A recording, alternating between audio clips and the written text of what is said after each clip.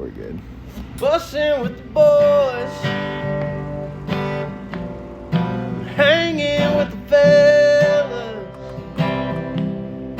betting on a game. No woman's gonna tell us what to do, and I've been over here just drinking beer and making that noise. Baby, I'm hanging with the fellas, bussin' with the boys. Bro. Ladies and gentlemen, welcome to another episode of Bussin' with the Boys. This is episode 384. A lot of stuff to talk about today. A lot of stuff. One of the greatest country music artists of our generation was a guest on our podcast. We have a lot to get into, but nothing more important than subscribe. Oh, yeah. Oh, yeah. Subscribe. No, you're right. Subscribe. You're right, too. Comment. Yeah. All the things. Yes. If I just say all the things, they know to do all the things. Correct. Is that good? Yeah, it's great. Can I tell you this? Yes, sir. Did you know that Bussin' with the Boys is presented by the undefeated, undisputed #1 sportsbook in America, FanDuel Sportsbook? Thank Boys, you, FanDuel. there are fight nights, and then there is this. This Sunday, June 14th, Ilia Topuria and Justin Gaethje headline a massive night of fights live from the White House lawn. Couple guys on this bus will be at that fight, and FanDuel is making it even bigger with not one, but two 50% profit boosts. That's right. All customers can claim two 50% profit boosts to use on any fight Sunday for a shot at boosting their winnings. Whether you're back into Poirier or riding with Gaethje or building some same game parlay around the biggest fights on the card, FanDuel has you covered. Moneyline, method of victory, round betting. Build your bet your way and make every second of fight night count. Visit FanDuel.com/Bussin' to claim your two 50% profit boosts for Sunday's fight. Quickly around, where are we going, boys? We going to Poirier, we doing Gaethje? I know what my heart says and I know what my brain says, and they say two separate things. Willie, we'll start with you. To Poirier, I know. I listen. I know we're celebrating 250 years no. on the White House lawn. Go ahead, and I'm picking against the American. It's a crazy move. It's a crazy move. I know. I'll tell you where my heart's going to go, though. Go ahead. Mike Chandler. Hell yeah, brother. Hell yeah. So. Unfortunately, I'm with Will. Okay. And Jack, that's all I have to say about that. Dude, you gotta go with the American. No matter what the outcome is, the first fight at the White House, UFC 250, celebrating, gotta at least just pull for the stars and stripes. Even if you're wrong, at least you know you stood with the right country. No doubt, but on the FanDuel. Yeah, on FanDuel. My money. I thought we were just talking about pure. Who we want to win. Yeah, I mean, I want the American, every American to win, but yeah, unfortunately, I don't know if Gaethje will win, but stars and stripes. Sherman Young. Gaethje, next question. All right, Jared Beeman. Gaethje, next question. Mitch Carsley. Gaethje. That's where you're putting your money. I'm putting my money where my mouth is. No, we're talking about we're presented by FanDuel Sportsbook. Let's talk about where we're putting our money. Taylor said it right. Like my head's one place, my heart's another spot. Yeah, it's true. It's true because you do. We sit there. And I have the same thought process as Jack. Right, 50 stars, 13 bars. These colors never run. Gaethje, something about being on a White House lawn while fireworks are going off, and he's just catching a Spaniard in the jaw, and he goes down around one. That juices me up. I get a little blood flow underneath when I think about that. But I watched Ilia Topuria walk in to UFC in Las Vegas. I watched him stare down Oliveira and then look over and give a fist bump to one of the guys in a red suit who's truly just there to make sure that's there's from a security standpoint. Look over at Hunter Campbell and give him a wink. And in round one, give him a piece to the jaw. And he just goes, he didn't even break a sweat. So with that being said, my two 50% profit boost tokens from FanDuel will be going to Ilia Topuria. Yeah. I want it. I need it for America. But my God, that Spaniard, the way he walks out, that aura, it reminded me of Pereira. That when you walked in, you're like, that man's just operating a little bit differently. Could see something different. Always a hope to see something different. Hope to see something like different. His odds aren't longer than Rocky Balboa in 4 going up against Ivan Drago. There you go. I wish he was fighting a Russian. Yeah, that would be awesome. Yeah, that would be awesome. That would be incredible. And we needed it to be outmatched like Ivan Drago and Rocky. It would have been, for sure. Yeah, we need the whole world. We need every podcast in the world to be like, no shot, Gaethje's going to win. Then Gaethje gets it done. Yeah. That's what you want. Michael Chandler, Will Compton already said it. He'll be fighting in this fight against a Frenchman. A Frenchman. We got to take down the French, man. Gotta take down the French. I got them to win the World Cup, but not UFC 250 birthday, baby. We indeed. Yeah, when it comes to physically imposing your will, this is where we need America to step up. We need it to happen. I need to see old school Michael Chandler. Take the governor off, kid. Fist just absolutely flying, and let's put him down round one. Yeah. Put him down. I need to see 7 backflips out of the kid. Do you think he puts the gloves down? No, I don't. I don't think he knows how to put the gloves down. I don't think, yeah. I think this is the squad in this bus that'll eventually have to go to his house and be like, it's time. Yeah. It has to be over, man. You're done. Look at your wife, Bree. She's such a sweet woman. You need to be here now. All right? It's time to get after it. Mike Happ just turned 30. You have to stop. Yeah, exactly. Had some fun callbacks from also Alex Pereira. Alex Pereira's fighting the fight. He's fighting another Frenchman. Alex Pereira, honorary American. Honorary American. Chama. JP, what do you think about Dana saying if he wins, gets a 3rd title, he'll be the GOAT over John Jones? I'm with it. I think 100%. He's taken down all of the best fighters ever, minus John Jones, in the toughest weight classes. And he did it like as a hitman. Yeah, like coming over from kickboxing. Yeah, and I think that just kind of adds more to his storyline because the storyline plays such a big role in like these guys' legacy. And Pereira has one of the best storylines. I hope he gets it done. Now, I think he will. Forgive my ignorance. Hitting the air. Oh, dude, that walkout. And I'm so excited. We did say a few boys are going to be at this fight. Will Compton, myself, and JP Hovey will be at this fight. It'll be incredible. The walkout we've been able to experience. Those drums going, him doing, this thing right here, walking over, and that arrow, buddy. It's a movie. It's goosebumps every single time you get to see it. It's very cool. Where are y'all sitting? I have confirmed that we will be on the White House lawn because I know there's like 5,000 seats in that area. I've confirmed with Sweet Nicole, Dana's assistant, about that because there is like a watch party that's like 86,000. And then my brain kind of goes to, it's a cool event, but if we're in the watch party area, it might be better for all of us to maybe have like a boys watch party taking place in Nashville, Tennessee. But once I heard that we will be on the South Lawn, I mean, dude, that's iconic. We'll move a couple things around. We'll make it happen. We'll make it happen because it's gonna be a banger. This entire week we have coming up with dad. We have a dad combine. We have a couple big things in the horizon that we're not going to talk about. Racing with the boys. We got For the Dads. Obviously, we're ripping every single week. We got a lot of stuff going on. This fight's happening Sunday. We got to be back Monday. Yeah. For a big time interview. Yeah. Big time intro. So we got a lot of stuff to get done on that Monday as well. So yeah, sleep's going to be a little bit deprived. That's okay. All good. We got form energy. We got form energy. We have form energy and we do the work, dude. Come on. Yeah, for the country, indeed. For the country, man. Last week we had the GOAT on, Travis Pastrana, one of the greatest human beings to ever walk this earth, one of the most influential people to ever walk this earth. Most innovative athletes of all time. There was a dollar bet that took place between me and him. Just to shake his hand, it was enough for me to just go to bed happy every single night for the rest of my life. But Neil Porcelli, 1238 says Travis will go down as one of the most influential, innovative athletes ever. Just said that. The range of sports in which he dominates is incredible. All tied into him being an awesome dude. Definitely someone you have your kids watch and look up to. Couldn't agree more. Maybe not do all the things that he does. Absolutely with the kids. Not. You know what I mean? Like. And I thought you had an incredible question. Would you want your kids to do what you did? Because you watch him walk around and like, I think his gait when he's walking is like, okay, maybe he's okay. But then he goes to like, put his arm up or maybe he stumbles a little bit and you're like, oh, you got the x-ray that's not really the x-ray, but that's your x-ray type of vibes, He's just looking for some camaraderie.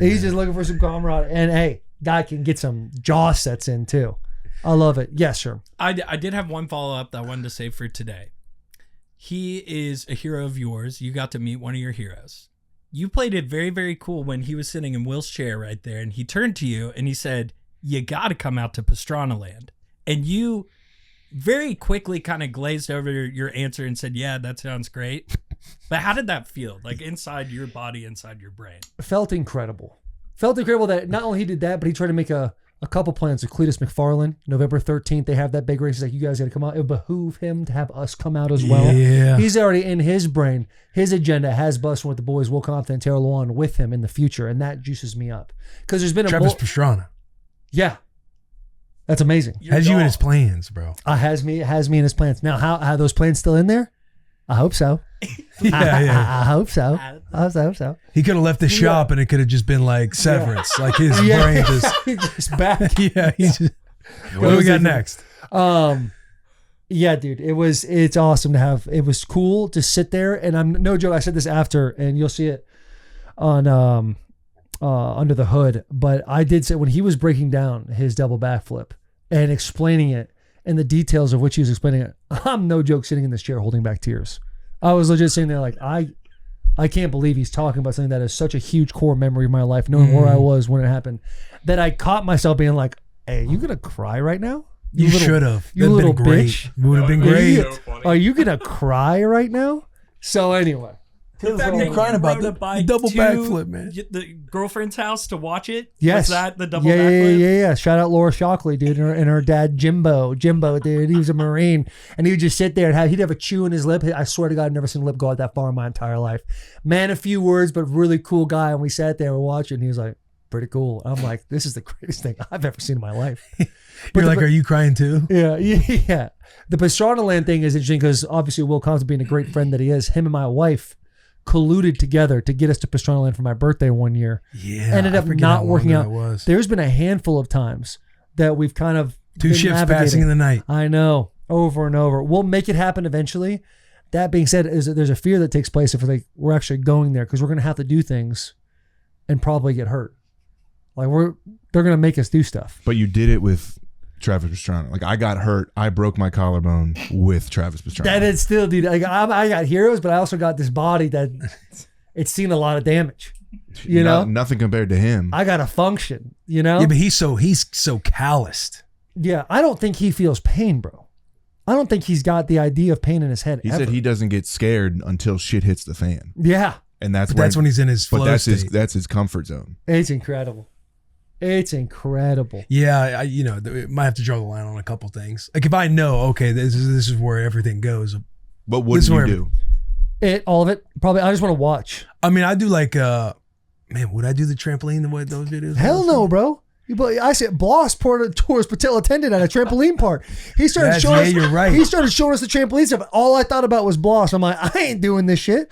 You wouldn't Ain't no ride. fucking that way. pop I'd midair. ride one into like the foam I was pit, gonna say you gotta but just a simple ride into the foam pit. You just know like what I mean? a fall into it. You wouldn't like go They, off a they, ramp. have, they have a ramp that's like right on the foam pit, so you can just kind of kind of Yeah, dribble just in fall there. in. I was- Well, you put I a might kid- just drive it up No, you're on the just- ramp and then get off and then jump in the foam pit. You're running down the ramp just to Yeah, jump in. yeah. But if there was like a 50-foot kicker and they're like, jump this in the foam pit, I don't know if my brain would allow me to accelerate enough. And then as I'm accelerating enough, I'm like, street bike Tommy. And I would let off the throttle, and then I'm landing somewhere between the foam pit and the ramp. Here's my But it's also, you're at Pastrana land. no doubt. And I love that you're saying it that way because this is my saving grace here. I have you. And as impulsive as an individual as I am, I got the thinker to my side. And when you go no, I just got to say in my head, when Will says no, I say no. Okay, all right. That's what I got to do. Will said it, so I can't. I'm actually his head of I'll security. be your head of safety. He's out of safety. I'll do it. 100%. I know you will, Mitch. Yeah, I'll do we'll it. get- Fuck it. I know you. We got to bring Delanie out for that too. Have to. Got to bring Delanie out. For that. Delanie will do some shit too. I do have one thing to say about Delanie, but I'll wait because this is an incredible callback for Will Compton. Bama Right Don here. Don. Yeah, go ahead. At 242 mark, Bama Don Don had a nice laugh when I said, wow, this is nuts. Who's the guy on the dirt bike? That's our head of safety. Cry laughing emojis all over the chat. 7 of them. Go ahead, leave a comment.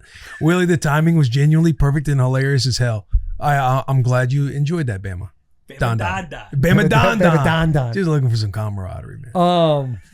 My one thing to say about Delanie, that guy crushed it on Racing with the Boys. He did. He was incredible. I had no idea what to expect. We've seen him in the locker room. We know how Delanie is at all times. He was prepared. He asked great questions. He had follow-up questions, good conversation with a guy, William Byron, who everyone says is a dude that keeps to himself quite a bit. He came out of the shell. Yeah. He was awesome to be around. He Because said- he's a gamer that transitions into racing, right? Yeah, Yes, he said yes. after the show, he's like, that's the most I've ever talked Oh, and dude, ever. and he was great the entire And time. he crushed I it. truly enjoyed his company. But Delanie was awesome, dude. I loved it. Delaney's a stud, man. Stop. He was holding. If we want to transition, he was holding court at Taylor's, the barbecue we had He always holding court. with all like the interns and everything. You talking about Delaney? Yeah. Oh, man, yeah. You look around. You go around the corner, Delanie's got a group of people standing around. He's got fresh blood that doesn't know all of his stories, so he's just retelling all of them. Telling all the stories. And he says interns, his eyes are this big, man, just soaking in Delanie Walker and all of his glory. We can get into this weekend absolutely in just a second. We have one more from Christian Nunez, 1717. Intern Chris fucking rules. Dude, a lot of comments loving Chris. A lot of comments loving Chris. The only thing that fears me about all the comments, it'll be gasoline for him because he can talk now. Listen, I've said this to a few people. On this bus. Chris is dangerously close to being too much. Dangerously close. He's got a fine line. He's got to rip because sometimes I'm doing something and I'm like, in my brain, I'm like, I got to go do X, Y, and Z. And on the way, I'll be like, Chris, baby, how are you? And he'll be like, oh, I'm doing great, Taylor. And he'll just start going. And I'm kind of caught, like I'm in my 4th step away from you, but you're still going to where I need to turn around now. Like every 60 seconds, I'll just have to take another step to where my hand is on the door. And my hand is on the handle and I'm like lifting it up and I'm just looking up in the rafters, still listening to him. Yeah. And then he stops and then I made the mistake by just asking him another question. And which for whatever reason happens every time because he's so inviting. And I was just making a joke too. I was like, did you talk a lot as a kid as well? And he's like, well, yeah. Then he goes into a story. And I was like, I'm this a is not where yapper. I I like wanted to yap. I like to get after You're it. doing pretty good, Chris. Thanks, dude. You do. Thank you. Yeah. We interviewed all the interns on Inside the Bus, and he was the last one, and it very quickly turned into him interviewing us. Yeah. I mean, we had no control. And 15 minutes later, we're like, all right, we got to wrap up. Yeah. And he didn't take a breath the whole time, which is incredible. I don't think the guy ever takes an inhale. He's talking right now. He's talking right now. Dream scenario was Delanie being in office the other day for Racing with the Boys, meeting Chris, and those two is literally like Kith. Like y'all just go. Put him Just in give him the stream room. Just you guys go in here. They were crushing it. Yeah. Crushing it. 2 completely different personalities. Oh yeah. But they would gel no matter what. 2 individuals that can gel with literally anybody. Yes. Anybody. Yeah. But hey, shout out the callbacks. If you want to do a callback, you hit this one, Eric Church, this episode, you do a callback in there. If we like it, we love it. The pre-pro boys, they grab it and we'll put it on the show. You're more than welcome to do that. We also have tier talks as well. We'll hit at the end of this intro. Big week for Bussin' with the Boys. Big week took place. All right, Will Compton, he was in Italy. We had Bussin Bash 2026 on Friday. We went out with the boys. First time I've been on Losers in about 7 years. I'll be honest. It'll be another 7, you know? Yeah. It'll be another 7. It was fun. It was a great time. Great time. It was a great Mitch, time. you were there too? Oh, yeah. Oh, yeah. Once I knew Mitch was going, I felt better about going because Mitch is in his 30s. And I was like, all right, okay. Damn. Well, no, hey, listen. No, I'll take it. I remember being like I'll take 21, 22 years old at Losers, and these guys would be like 35 to 37, being like, what are y'all doing here? Mitch, how old This is a little much for y'all. I turned 28 in 2 weeks. I was gonna say you said 30. No, Mitch is 30. His soul is 30, bro. That's what I said. His soul, he's an old I'm not soul. taking that as a slight No. whatsoever. Old soul Mitchie. But like Brooke was like ready to go home. Like, hey, Taylor's coming. Taylor never ever does this. We got to stay out. He's got a timer on his phone for 1 hour. Once he leaves, we can leave. Yeah. That hour turned into 2, 3. Yeah, it was in couple 3 more hours. I stayed for 3 hours. But We closed it down. It was. Did you go out to eat after you closed down? No, I went right home. I took Chef, put him in my Uber. He slept in my cabin Friday night. I wake up Saturday morning. We go to the farmer's market with the kids, and I have a call from Chef at like 10:30. I've been at the farmer's market for an hour. And he's like, you still here? I was like, no, buddy, I'm at the farmer's market. Hey, he's like, oh, well, hey, man, I appreciate you. It's been a lot of fun. I'm going to go fishing. I was like, yeah. I was. But hey, I was got him in the car. telling JP how Matt was acting when he showed up eventually. I was just excited to see the boy. Like, we're out. Like, Matt and I go out maybe once every 2 months. He comes, walks by. Oh, hey, T. Just gave me a half-ass dap. Wanted to see Taylor. Like, just literally not even looking at me. Just put his hands out. No. And I'm like, Ferda, man. Oh no. he was so man. excited to see Taylor, but couldn't give less of a fuck about me. Damn, Not man. like, but yeah, it was like, all right. To be fair, I mean, it's the first time I've been out 100%. ever. I agree. Ever. I agree. And it was fun, man. We had I just spent a lot of money getting all the boys hammered, and I was sipping on a couple of neutrals. Yeah. Guys be like, let's take a shot. I'm like, I'm not taking a shot. I'm not. That's so. What are these things? Root beer shots? You got Brooks. That's the new. Root beer float shots? Yeah. Yeah, that's the new phase hit taking that. place. You got Brooksy like 5 of them. Yeah, Brooks was out there. We're 5 minutes in. He's like, Taylor, I'll fucking die for you tonight. anyone fucking tries you. I'm thinking, if somebody tries me, I'm gonna leave, dude. I got 2 kids at home. I'm not fighting nobody. Intern Brooks? Intern yeah. Brooks. Yo, that is He's so like this. funny. I will fucking die for you tonight, Taylor. That's like, hey, I you're need, the like man. the power rankings of the vibe. You don't have to like rank them with numbers, but like I gotta get a little bit of inside ball on how everybody was acting. Matt, God, I won't start with Matt. I'll give you my tier 1 of the night, dude. The tier 1 vibe of the night was Ryan Nolan. Oh, I mean, something about that kid, man. When you he's go just got out, the juice, man. he's got eyes on him too. I'll just tell you that. That's all as far as I'll go. But this guy, he's got eyes circulating around Ryan Nolan. It's that middle quaff that takes place, and he's got a jovial little bounce to him, right? He's got a little bounce Always to him. smiling. Always smiling. Seems like a happy cat. He's very inviting personality. So it was fun to watch him quite a bit. Interns were definitely like a flock of sheep almost. They were kind of like all together. They didn't want to break one away. I felt like they were stronger in numbers. So it's hard to kind of differentiate any of them. You got to go with, I'll give Brooke my tier 2. Brooke, your Brooke. Oh, hell And yeah. Phenomenal woman.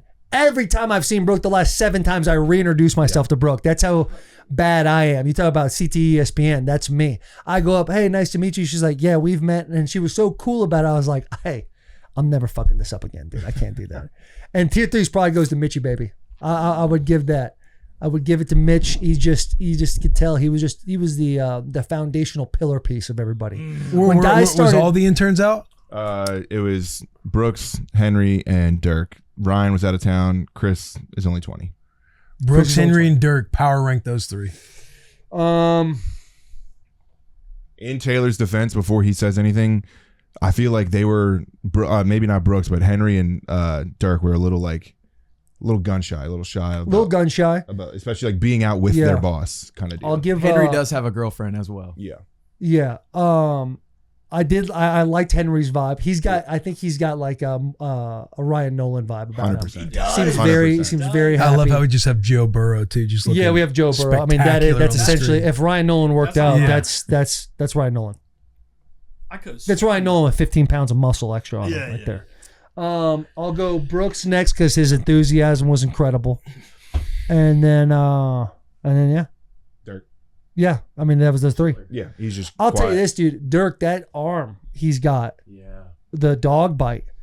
Because I think was it? I think it was Coop and Chef were the first ones to show up at Bussin Bash, and they're like, "Hey, Dirk was talking about your dogs. Are they friendly?" I'm like, "What's going on there? Have you seen his arm?" I was like, "No, I haven't." And he came in, he showed it to me. That told me a story about his cousin and a pit bull. I'm like, dude, first off, your cousin's an idiot. What a dumb guy he is. That's such a dumb move. He worked that story into his job interview here. I don't know how, but he told me that during round 1 of interviews. No way. Yeah, I don't know how we got to It's that. gnarly. He said when he gets drunk, he's like, I don't text like an ex-girlfriend. I text my cousin. And I'm like, F you. Like, But then it was a good time. I think the vibes, the boys were awesome. It was great. But I'll tell you what, this sleep score, man, it's just so bad. I even sit here now on a Monday and I'm like, I don't know how you fellers do it. I was telling Taylor, I'm like, 1 boss down. Need the second boss to come out. and Taylor was like, he's never fucking coming out. He ain't fucking doing it. He knows his boy. He knows his boy. you know who I feel like has an incredible sleep score every night is Bill Compton. I Tell you what, picture him Billy just C. passing Billy out. C's off the CPAP machine. His sleep apnea is yeah. gone Really? because of the Hey, weight shout loss. out Bill. That's awesome. A rivalry as old as time came back to life. Him versus the S'mores over the weekend. I tell you what, more and more beach guy. Willie Beach, Willie Beach boy, Willie Beach boy. Slowly but surely. Slowly Great but boogie surely. boarding weather. The rip ties were all time. Like you play Saving Private Ryan on the beach where you're just getting taken. We're just getting caught up by the waves. Rue's trying to save me. Rue has zero concept of time. She never gets bored. She just wants to constantly jump over the waves. Scotty has absolutely zero fear. She could get taken by the waves and I think she'd be smiling the entire time. She's an absolute liability on the beach, but great vibes on the beach. Building sandcastles, digging holes. I feel like I'm more of a dig a hole guy than I am sandcastle guy. Keep Scotty busy in the hole.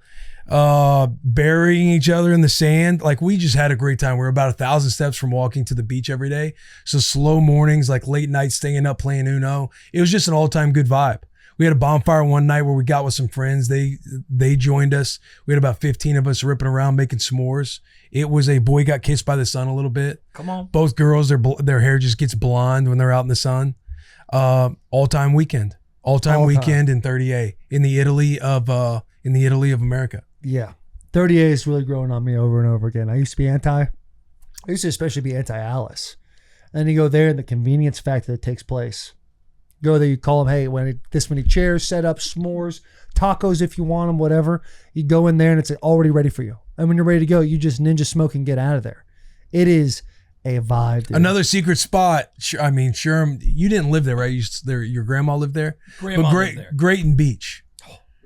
That's where Brian Kelly is located. Mm. Which, shout out to Brian Kelly. Which Brian Kelly? Brian Kelly, LSU ball coach, fired BK.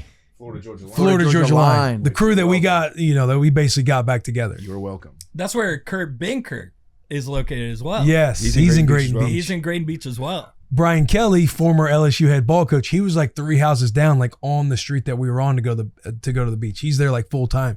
He's ripping around in a Bronco. I was like walking. I had my glasses on with my big vacation hat, and he was like, "Hey, how you doing?" And I was like, "Coach Kelly." He's like, "What's up?" And so I took everything else so he could identify, because I didn't want to seem like a weirdo talking to Coach Kelly. Yeah. I was like, "Coach, yo, it's Willie C, busting with the boys. How you doing?" And he's like, "Oh yeah, man." Oh, he knew. Like once I took everything off, like I had a big hat on, I had sunglasses on, and he was just saying like good Those morning big basically hats, as we were walking by, because the guy who was like one of the people at the spot like hosting us, he was like, "Hey, Coach Kelly lives around here." I was like, "Oh, okay, yeah, I know Coach Kelly." And then when I saw him and he was basically saying good morning, I was like, "Dude, I'm trying to, how you been, man? How you doing?" Right. Like how do you know Coach Kelly? Oh, he was in the bus. Yeah, he was on bus with the boys. Oh my God. He went to LSU. But he's not the most personable guy, so it's like Yeah. Well, no, you know where my brain went? He was the head coach of Notre Dame when we were coming up. So I don't know if you Cincinnati, Notre Dame, then went to LSU. Yes. Had a rough go this last year. Oh, he didn't do well at LSU? No, he's having a rough go. Damn, really? Him and Nussmeyer. Who's the head coach at LSU now? Lane Kiffin. Okay. All right. It's all the clicking guy now. It's all clicking in my brain. He's the guy now. Sleep score, bro. I'm telling you. It's bad. Sleep score's terrible. But caught up with him. It was a great time. Nice. It was a great Did you guys time. grab dinner, grab a drink, anything like that? Went to George's, got in line early. Nice. We were first in line. Oh, really? We were number one. Come on. Number one. What was you were saying the spot earlier, raw, was it Raw and Juicy? Yeah, I love Raw and Juicy. That's hitting kind the coffee spots. Grayton Beach. We went there for breakfast. They have a phenomenal breakfast tacos. God. But great weekend. Starting to dial it in, dude. 38 starting down. The food's starting to catch up a little bit. I'm starting to think because the real estate was going. People were going down there a lot. I checked it out. I was like, real expensive for the food to be okay. And this last time I went, I was like, okay.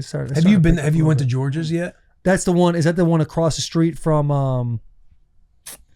Because there's Raw and Juicy, and then you walk down a block, and there's that like horseshoe where I think Noku's in there, and not Citizens. Citizens is what I'm thinking. Yeah, Citizen is in there.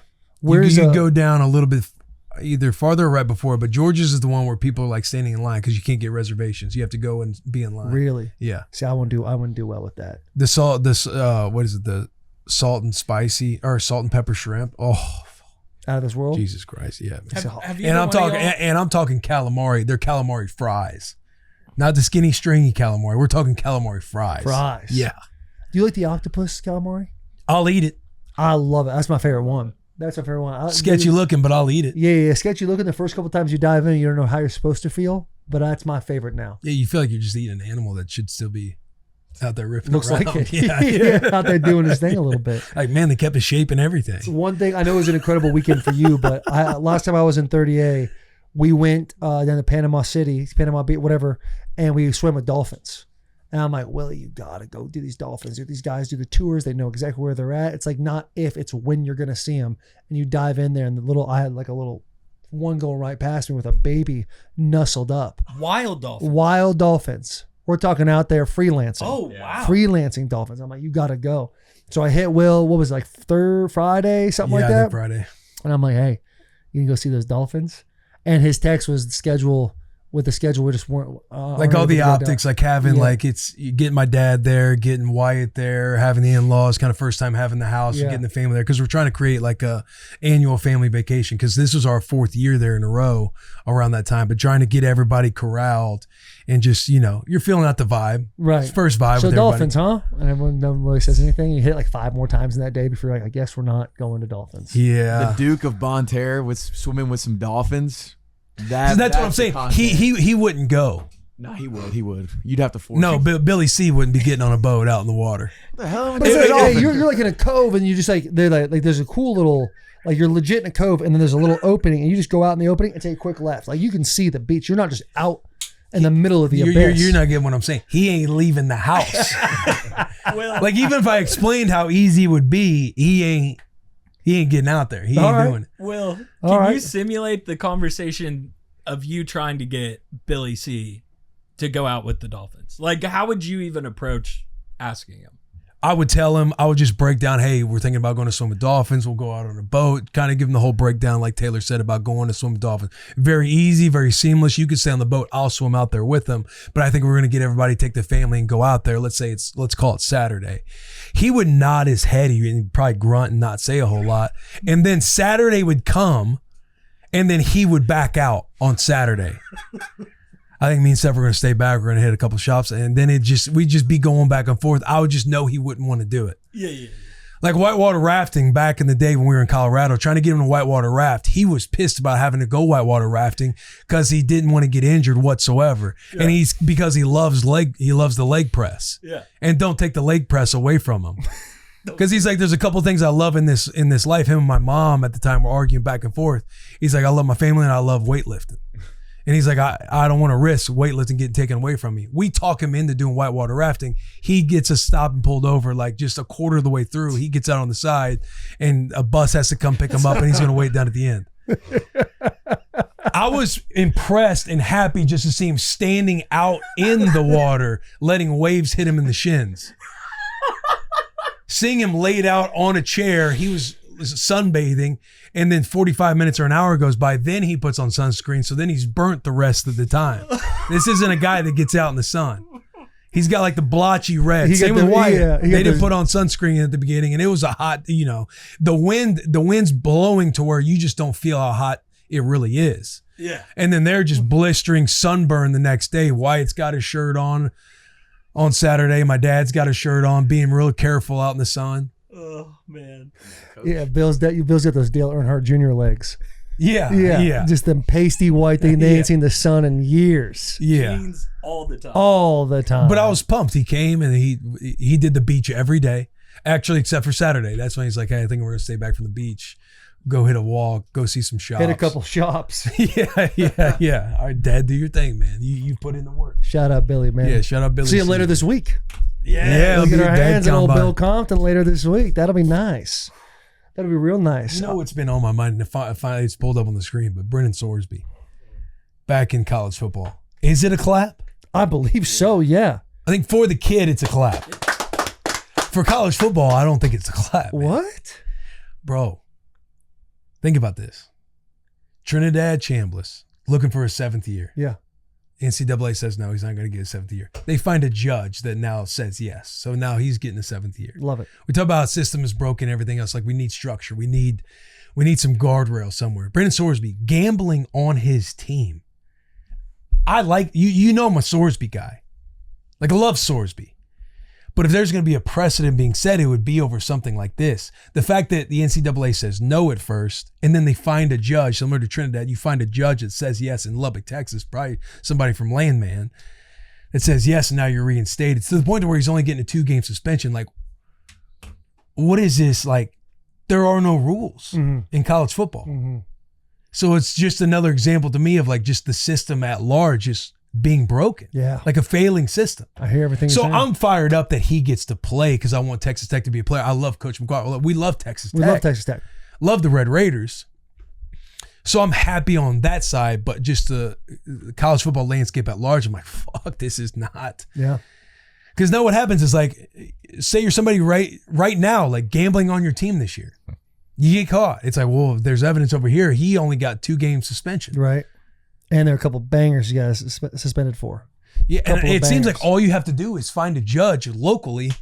It's gonna be like, oh yeah, I'm with you. Hey, we'll handle business. Yeah, Love everything you said. Nothing you said was wrong. Here's my stance on the whole thing. Brandon Sorsby, first of his name, breaker of chains. Oh. That's what we're looking at here. We have a system that is broken. In order to fully collapse the system, you have to completely break that system. The more of these things happen, the Trinidad Chamblises, the Sorsbys, when those things are rearing their ugly naked head right now we truly have the ability to go, look at how broken this is. Without the Sorsbys, without the Chamblises, we could have years and years and years of college football being in a weird limbo between heaven and hell, in a purgatory. It is now where we're seeing this, where we need to get Congress, the government, all these things involved to put a legit umbrella under college football, which has turned into like a minor leagues of the NFL, where guys are making as much, if not more money than they would be on their rookie contract. Let's start to put some guardrails on there. Is there going to be a cap put in place? How much money can a team actually put in? How much can third parties actually come in to start giving these people more money when they want $2 million, but they can only give them one, so they give them another $1 million because of a car dealership down the corner?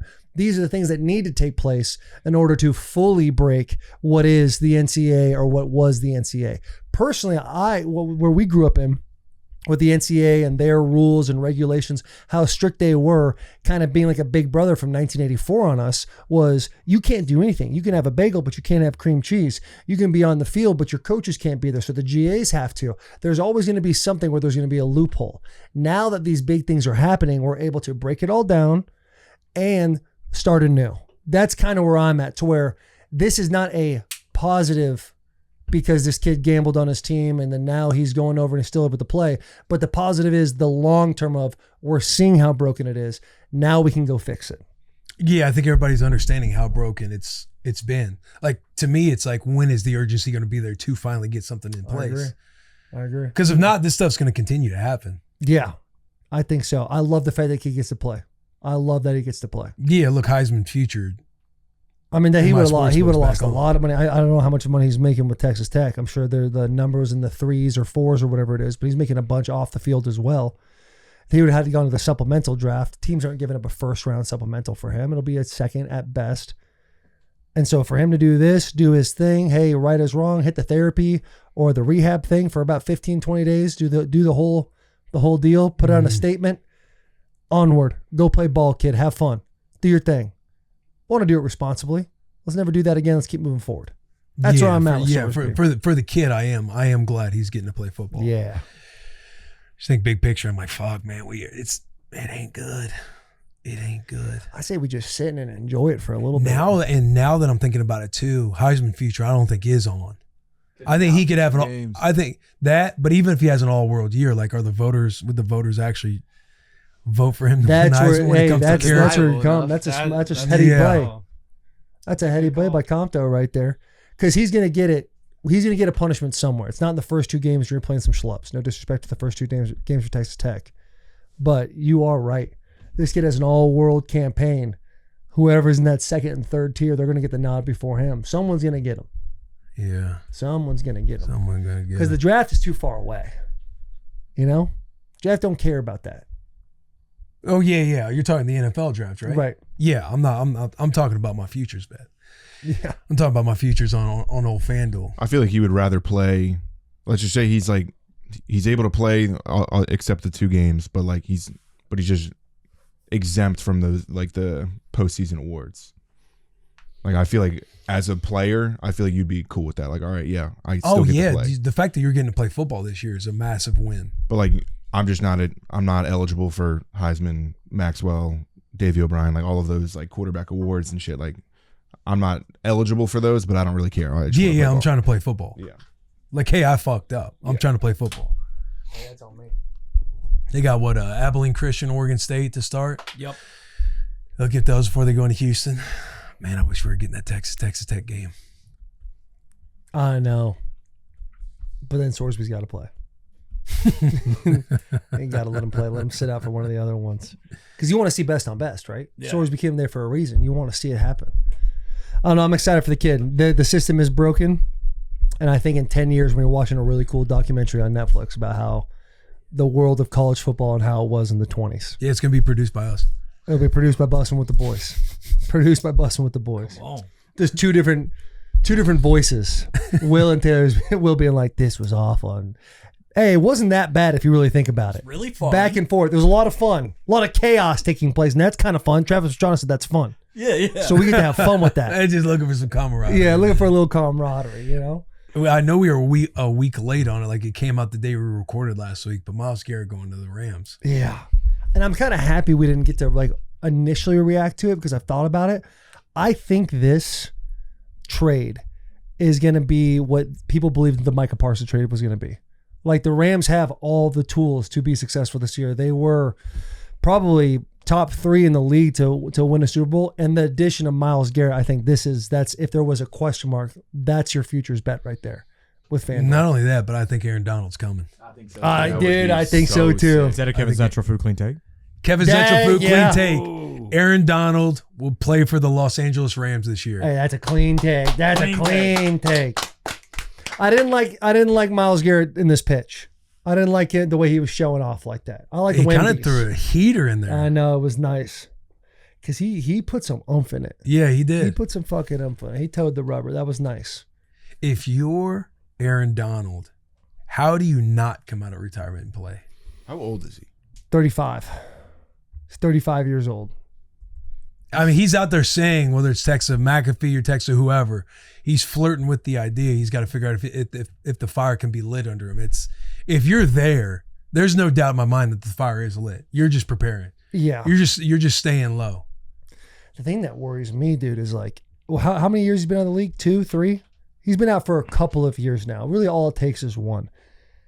Dude, you know what it's like when we go to games and you're watching these guys warm up. To me, I'll just speak for myself. When I watch these kids in college or these dudes in the NFL play football, I am like, how do people even do that? And I've been out for 3 seasons where I'm like, this just seems like once you get comfortable, you know, you've made your money, you've done your thing, you're a first bout Hall of Famer to be, you've done all of it, and buddy, that physicality that takes place week in and week out to get up and go get it. I have no doubt the guy can go do it. But you need that callus. You got to have that where you're like taking the hits, you're going to the OTAs, you're doing the training camp. He's not going to do that. He's going to show up week 1. And I bet you he's going to have a hell of a season because that's the kind of talent he is. But me, myself personally, I cannot think of stepping in and playing a football game right now. Yeah, but this Aaron Donald, he stepped away just on his own. Yeah. He just didn't care to play him. Like knowing that you actually could go on a Super Bowl run, 2 years off, you're getting a little bored. He's clearly stayed in shape. Like he's got that itch. That itch is there. And he's got a phenomenal relationship with Coach McVay. Like you have every ideal situation going on, him just in his living situation to where it's like, hey, why not go out there and play? Yeah. Because he can do it. He does. It's not like he has to be this Hall of Fame guy stepping out there. He could surprise everybody and still be that same guy. But if it's the whole the saying, if anybody can do it, Aaron Donald can do it. I legitimately feel like he can step on the field and still be somewhere within 30% of what he was. Dude, For a year, for a season. And you have the most ideal situation you could possibly ever have. You're going out there and just having fun. Playing next to Myles Garrett and Fisk and Young. Yeah. They're stacked. And You got Stafford, bro. Puka Nacua. Devontae Adams. You got them all. You got it. You got everything you need. And let's say Aaron Donald's not who he was a few years ago. The age has caught up with him a little bit. He's not in football shape, whatever it is. He's still going to garner a lot of attention those first 5 games. To where you're like, we can't just double Myles. We have to go back to doubling Aaron as well. It can't double that many guys. And he's still strong as fuck. Dudes you are see him going on to Instagram, fucking- bro. dude, he- puts in the goddamn work. Buddy, the 150s, he was taking for a ride. Yeah. An absolute ride. It was insane to watch. I think he's not going to have to, like you said, he's not going to have to deal with those double teams because of Myles Garrett. Right. Like he's going to be And Fisk. maybe like the first game or two. All right, let's see what he's like. And then the tape's out there. He's not what he was, but he's still like, he's not going to be like that top 3 D lineman, but could easily be like still top 10 and still makes like. I think from our vantage point, but he's gonna want he'll still want to go in there and be like, I'm the one they're still gonna have to circle on the scouting report, whether or not it's true. Like this dude, I mean, he's arguably the best of all time. Arguably the best of all time. Yes. It is it's terrifying to watch. And you know what? Everyone's talking about Myles Garrett and Aaron Donald, but Verse, if there's ever a time for an athlete to put a chip on their shoulder, they traded you away. You're an absolute stud. You're a Pro Bowl, all-pro caliber type of football player, and they traded you away and a first-round pick. That's how much better they think Myles Garrett is than you. So when you're playing the game in your head in the offseason of like, these guys think I'm X, Y, and Z, you have a perfect barometer to show you exactly how the Rams felt about you if you're in that, delusional competitive mind space of the NFL. And he's going to, I think he's going to go off. Yeah, be delusional, but for you get Myles Garrett, you kind of have to. No doubt, I'm with you. People thought I was taking a shot at the city of Cleveland last week when I'm like, at the one I felt bad for was Jared Verse, like having to leave LA. Mm-hmm. Like the setup. We were just out there interviewing Coach McVay. Like we know how this organization operates, playing for Coach McVay, the roster that they have, Stafford at quarterback. You're a legitimate Super Bowl contender. Yeah. And to kind of get the call that you're getting traded to Cleveland, yeah, he gets to go back toward where he grew up, which I'm sure is nice, but just the stuff that comes with winning, bro. The stuff that comes with winning. The way he talked in the off, like he jumped on all the podcasts. Like you could tell he loves all the rivalries the Rams have. He loves playing against the Seahawks. He loves playing against the Niners. And you're playing with your boy Fisk. Right. That you guys played together at Florida State. Like you had he had a great situation. I know he's fine. I know he's gonna get broke off. Like he's one of the premier ends like in the league. But I'm like, damn. Going to play for the Browns now, man. Yeah. Going from LA to like just strictly talking quality of life. Though you can't say that though. We don't want to sit here and take shots at the city of Cleveland. Like they were in my mentions.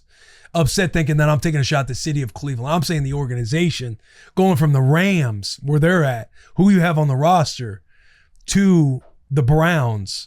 They thought I was taking shots at Cleveland. Like there's Cleveland tough out there. It's Ohio tough. For sure, but Cleveland is not LA. Hey, I'm with you. I'm just saying you got to be cautious with these Cleveland. But there's some tough motherfuckers out there. But also, if you're talking about like the totality of life, you're thinking about your bank account. You're thinking about cost of living. You're thinking about all those things. Like Fisk is going to be way better off in Cleveland. Verse, yeah. Verse is going to be way better off. Like he's going to have a mansion, $500,000. He's going to get all the food he wants, cheap as hell. Yeah, single player game, you're getting massive margin bump. Yes, massive single player game, absolutely. Now the wins, that's where it's going to hurt a little bit, buddy. Because Cleveland, I don't think they're in a great position right now to be overly successful in the NFL this year. Yeah, I don't think they're in a huge position to be overly successful. The Rams, like if you're Verse and you watch them win a Super Bowl, you are going to be fucking sick. If you love football and you love playing on a great team, it's tough for Verse to go to Cleveland. Yes. Absolutely. But single player game, big win. Big win for Verse. Big win. That's a single player game? Yeah, single player game. That's the win. Bigger win for Verse. Yes. But if you love football and you love playing on a great team. And you want to win games. With a coach that you already know and love, with teammates you clearly know and love. Yes. Tough L. Shadur, though.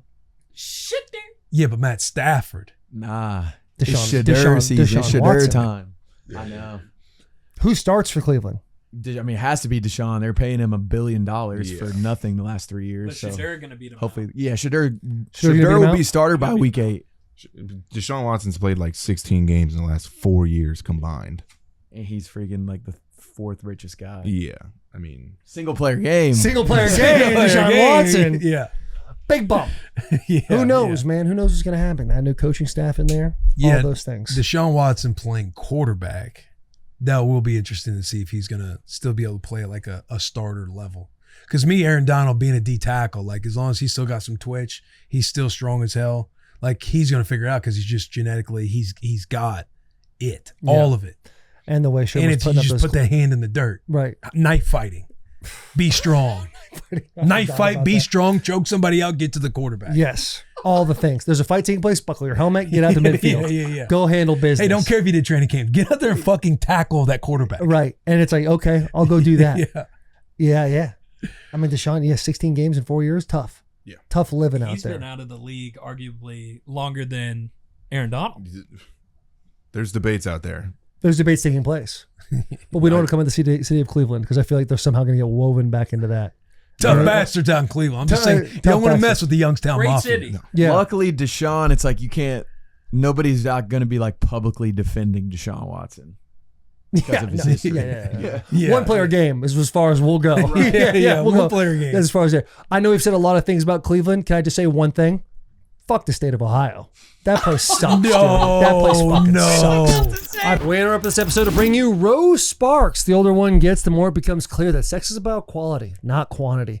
The vibes have to be just right. That's why Rose Sparks stands out. It helps ensure readiness when the moment is right. After it dissolves under your tongue, you get hard in about 15 minutes on average. And when both partners are having a good time, the experience is better for everyone. Rose Sparks helps you get fuller, thicker erections, and they last up to 36 hours, making it easier to be ready for another round if both of you are feeling it. Rose Sparks make sure both partners are feeling nice. Roe connects guys with a medical provider 100% online, and if approved, treatment ships directly to their door. If prescribed, new sexual health patients get $15 off their first order on Sparks on a recurring plan. Connect with the provider at ro.co/bussin to find out if prescription Rose Sparks are right for you. That's ro.co/bussin for $15 off your first order. Sparks is a compounded drug product. Compounded drugs are permitted to be prescribed under federal law, but are not FDA approved and do not undergo FDA safety, effectiveness, or manufacturing review. For all safety information, go to ro.co/safety info. Let's get back to this episode.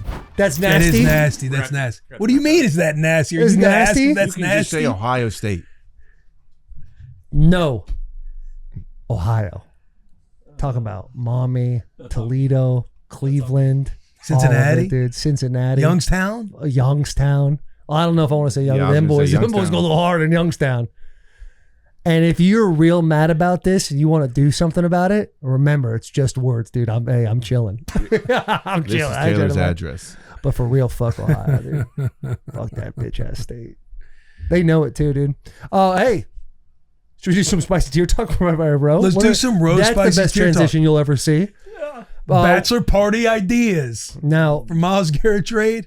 Oh, AJ now on the Patriots too. Just to so under He's now a Patriot. No one's really talking about it. yeah, because it That's came gonna like be- right after the Right. Myles Garrett trade. I mean, are the Patriots the ones in the AFC this year?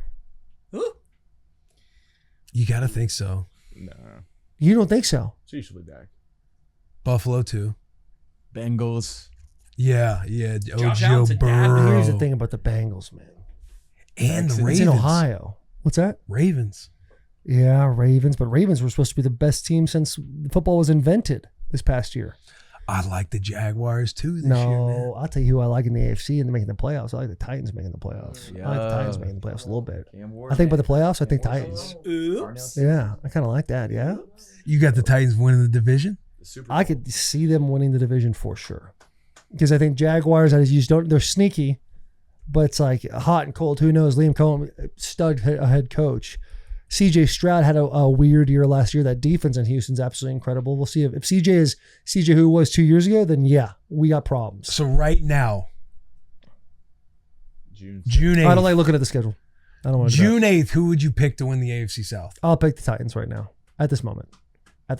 Cardinal Tate, dude. Let's go. Cardinal Tate came out of a terrible state, but I will say this: like, kicking Juice. ball. He's got the attitude too. We saw him at EA. We started doing all that. Like he has it, man. Can't put your finger on it, can't touch it, can't taste it, but he's got it. He's got that He's IT, got man. something going on there, man. It fires me up. Big year for Cam Ward. Big year. Kay Adams called him a dual threat quarterback. I wouldn't go that far. Elusive quarterback. I give him the elusive quarterback category. But yeah, I like the Titans, dude. It really goes to the coaching staff for me. Like they're gonna put them in good situations to win. They're gonna understand the game. They're gonna get gritty wins. And I could see Jaguars jaguaring. I could see the Colts you see how hot they started. I don't know what Danny Dimes is doing out there. I'm not in with the. I don't think I'm buying the Colts. And I think there's too many question I love marks. some Liam Cohen. There's though. too many question marks on all four teams to where it's like, okay, Homer engaged. I'll just go Titans. You know? Mm, I'm not putting a responsible bag on it, but Not I'll yet. sit here and I'll wave the flag. yeah. I gotta get to training camp. I gotta see these boys. Gotta see these boys in uniform. Rose spicy tear talk. Bachelor party ideas. Bachelor party ideas. Now Deke, pre-production. He had, is it his bachelor party? Yeah. It is. His bachelor Yeah. party. And they're This calling coming it the weekend. last great beer Olympics. Him, 20 of his boys. They got a keg. They're going off somewhere in Pittsburgh, which is so Deke of him to do. beautiful place. We love it there. And they're having a beer Olympics, and his dad is going to be the ref. I think that's as good as it gets. Yeah. Location? Got a hot tub. Hot tub. Got to have that. Yeah. Location, You know what the best location is. You've been there. We've been there together. What did y'all do for your bachelor parties? I went to, mine was Lake Travis. Got some boat life in, yeah. In Austin. I do like being on a boat. Cabo San Lucas. Ooh. Got some marlin. Got it all cooked up. Had a nice little spot for all the boys. That's the place. Ooh. Cabo San Lucas is the spot. Little Squid Row action. Guys hanging out. A little pool overlooking those beautiful rocks in that ocean. Just a vibe. Sun's out every single day. Can't beat it. I feel like Lake Tahoe could be a good one. I feel like that, but I've never really been to Lake Tahoe. Same. It's all lore. It's all lore. It's all lore. Havasu. Yeah, I don't know about Havasu. JP, you went to Charleston, right? Yeah, Folly Beach. Give me the small beach town with some nice local restaurants and kicking it on the beach all day. Spike ball, can jam, throwing the football, getting those balls that skip in the water, losing it probably within 2-3 hours. Yeah, that's the weekend. Yeah. What'd you do, Sherm? We did San Marcos, the Guadalupe in Texas, which is a river, and a lot of rock skipping in a shallow part of the river where you could set the chairs out, and it's just like the water's going over your feet.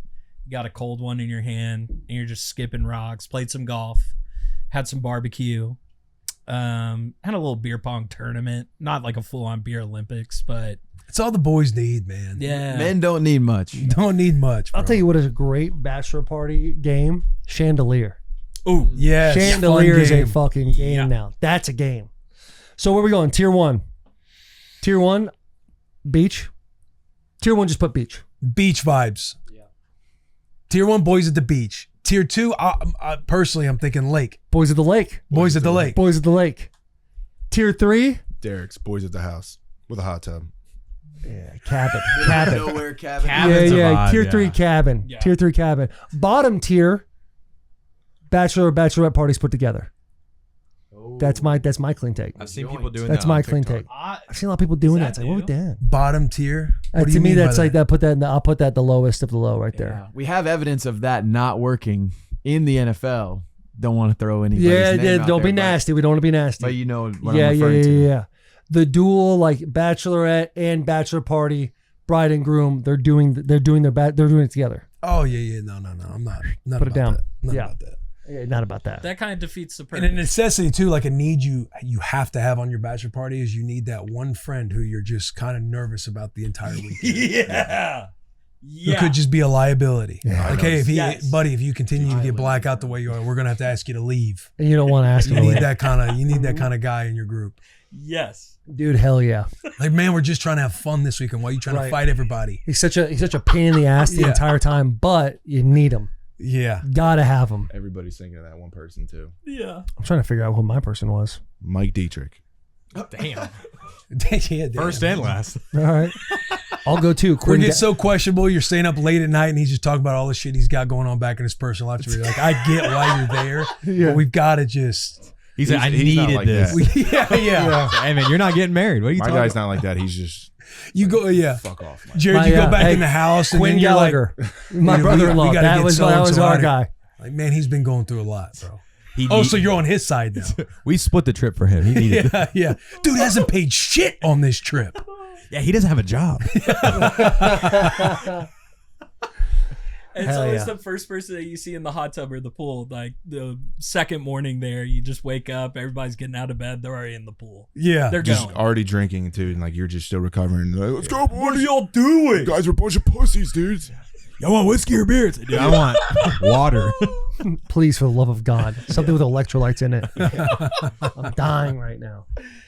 All right, good tier talk, man. Good tier talk. Thank you, Ro. Thank you, Ro. Very nice. What else we got in the docket, boys? We got Tight End University coming up. We are hosting on the field. On the field, we'll be I think we'll have a microphone. We'll be ripping around a little bit. Yeah, their field day we will be hosting. We will also be hosting their concert. Ooh. Tight End U and Friends. Big guess? I'm hearing there's some good friends that are coming. I think there's some great friends that are coming. Yeah. A lot of great friends will be there. There's some. Look, I'm not even. Yeah. I'm curious to see what this on-field hosting will be like. Yeah, I am too. Yeah, what does that mean? You're like, Yeah. You How we just doing? all right, guys. So here's the drill we're about to do. Yeah. You're gonna go 5 yards. Yeah. They're gonna run through ladders. George, I'm gonna run through the ladder. Yeah.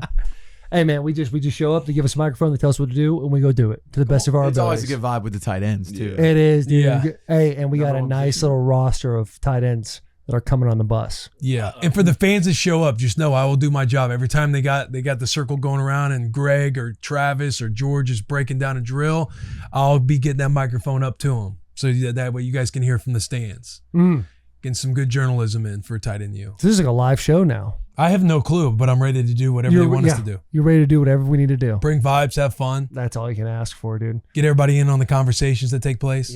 Yep. All the stuff. Tight End U, man. It's gonna be great. Tight End U, we got for the dads every single week. We got Dad Combine coming up. We got Racing with the boys coming out on Thursdays. Shrim's over there ripping. Hey, Real ripping special action. guest gonna be showing up on For the Dads, Billy C. Oh, we're letting it out. Not gonna let it out. No, this is gonna be a surprise. That's gonna be special. So don't listen to that. So just last part. forget what I just said. That didn't even happen. Bill Compton's not coming up for the dads. Yeah. It's too far of a drive. Yep. Yeah, he's gonna go look at shops. Yep. That's what he's gonna do that day. Dude, how about the New York Knicks? That kind of pisses me off, dude. Why? All right, before we get into talking New York Knicks, because we love the NBA, this is the kind of sports moment you stop and pay attention to because the NBA Finals are here, and whether you're riding with the Knicks, who've been on an unbelievable run, or watching the next generation and the Spurs try to take over the league, every game feels massive, and if you're getting in on the action, there's no better place than to do it on FanDuel. With more ways to build and more value every time you play, you can stack your picks your way for every game, every matchup, and every moment. From spreads to player points, threes, rebounds, assists, and more, you can build it all in one same game parlay and go for a bigger payout. So if you're betting the same game parlays during the NBA Finals, bet them on FanDuel. More options, better payouts. Head to FanDuel.com/Bussin to get started. Back to this episode. Go Knicks. God, dude, I want the Spurs to win. The Knicks putting up 105 both games. You know, I'm not, everybody knows I'm not an NBA guy. Yeah. But to see the fandom of the Knicks come alive just from afar on social media, I'm like fired up for them. I'm fired up for the fan base. Yeah. New York crime has been hitting an all-time low with the Knicks winning in the finals. Wow. So it's actually saving cities. Yes. How can you not just see how happy they all are and fired up? It juices me up. And But just I've kind of kinda be like, I've you know kind of what? gotten on the Wemby train a little bit. I'm still not on it. I've kind of gotten on it a little bit. I like the way the kid operates. I like the way he throws baseballs as well. So I'm just I'm in on Wemby. The But yeah, baseball is listen, crazy. I just hope it's not a sweep. Because they played 2 at the Knicks. They played 2 in New York. Yeah, they're going Now- to. They're in New York. now. Oh. So they already, the Knicks stole 2. Oh. They've also built a 10-foot perimeter wall around MSG as of this morning, and Trump is going to be at the game technically yesterday. my But God. so definitely be on the lookout for some interesting content post game, especially if the Knicks win. I mean, they might tear that wall down. People are saying Trump finally got to build his wall too. People are having fun. Do you see like the ticket? Oh yeah. How much tickets are Oh being my sold God, for? yes. Like nosebleeds is like over $3,000. Yeah. That's out of hand. Oh, Chalamet. There was one guy, he was like screaming at one of the cameras. He's like, everything I do my whole life, every single day is for the New York Knicks in this exact moment. I was like, what are you doing every day? Dude, it is. Hey, basketball, man. It's fun. The It's NBA. fun time. Finals is fun, man. Y'all got to get on. I know. I got to watch a game before it's all over. Playoff Stanley Cup hockey, though. Finals. Playoff hockey's been pretty Stanley Cup incredible. Finals going crazy. Stanley Cup Finals are going nuts right now. Who's in? Vegas and Carolina. Oh, I did know But that. there was I did know like that. 3 goals scored in 35 Like it's been a wild run. They were up. I know. The Knights were up. Somebody 4-0. blew it the other night, The right? Knights were up 4-0, and we were at the bar. By the time I walked back to my apartment, it was 4-3, and they scored. The Canes scored 3 goals in 39 seconds. Fastest time 3 goals have ever In been the scored. third period. Oh, no. Dude, it is. What's it? What it's It's 2-1 Knights. 2-1. Yeah, man, playoff hockey fucking rips, dude. And it's just like, yeah, like Carolina, they scored what, like in the first 24 seconds in the first game. Yep. It's been a hype. It's been awesome. 2 overtimes. It's been a high In a scoring Stanley Cup series. final, dude. High It's scoring awesome. series, which is sick. Which it sucks for those goalies. Yeah. Because, you know, they're in absolute blenders right now. But from a fan standpoint who doesn't, you know, no skin in the game for either of these teams, it's like, this is awesome to watch. Fucking light the lamp, dude. Yeah. Light the lamp. What does that mean? That's like the, you know how like Light when they the score a lamp. goal. Oh, like, hell yeah. I mess with that. I like that. Yeah. Light the lamp. All right. Hey, I'm taking that. I'm running with that, Mitchie. That's nice. I think that's a pretty common phrase. I just figured that out just now. This I'm gonna day. take that one, man. Yeah. This day in You June, can have man. it. Go ahead.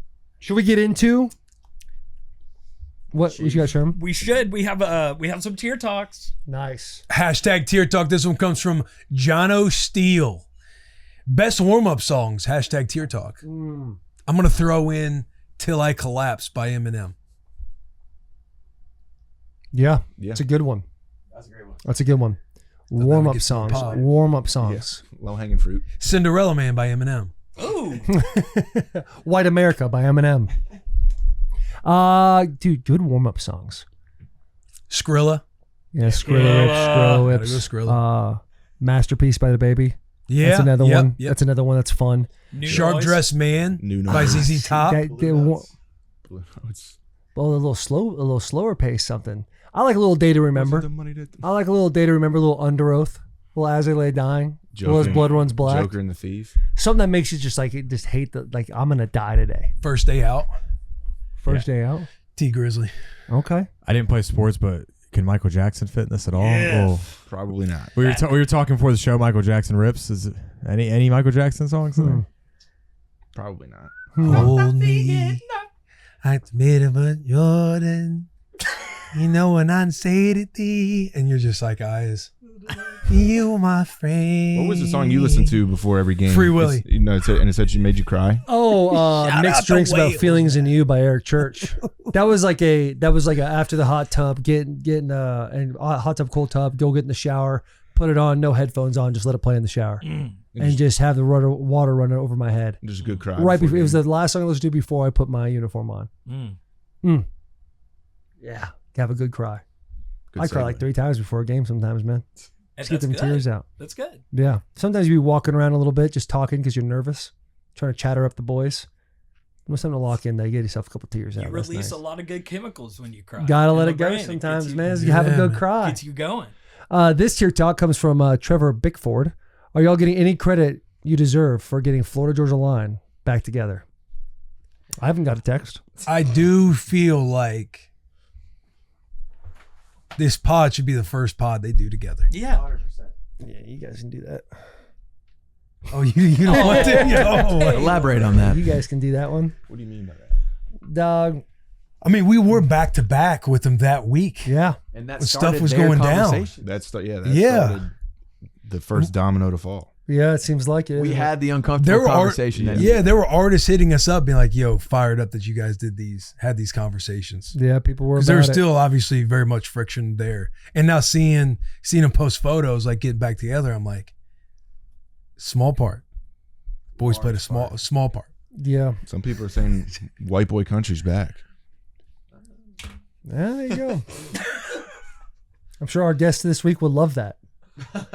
He'll be a fan of that genre of country music being back. We should have them both on though. That'll be a good one. That'll be a good one. Yeah, I mean, I'm down. Yeah, we should definitely think about that. We should definitely have a brainstorm about that. What's this tier talk? Oh shit! We got this one here from tier Drew Garrison. Hashtag Tier Talk. As an adult, so college or pro, have either of the boys pissed themselves mid-game?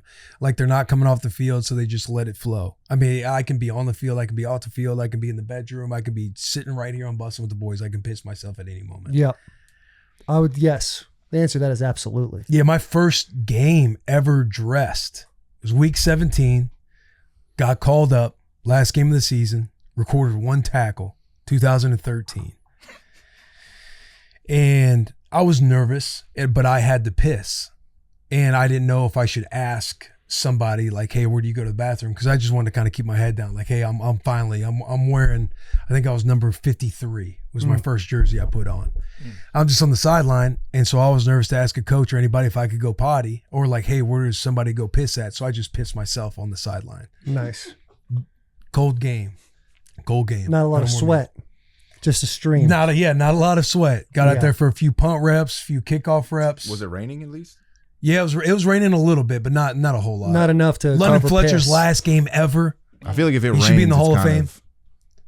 Yeah. His man just posted up 35-yard line, chilling, talking to his boy. Just Hell yeah, that's the move, dude. Because you just have the fear of like, I don't want to do anything that could.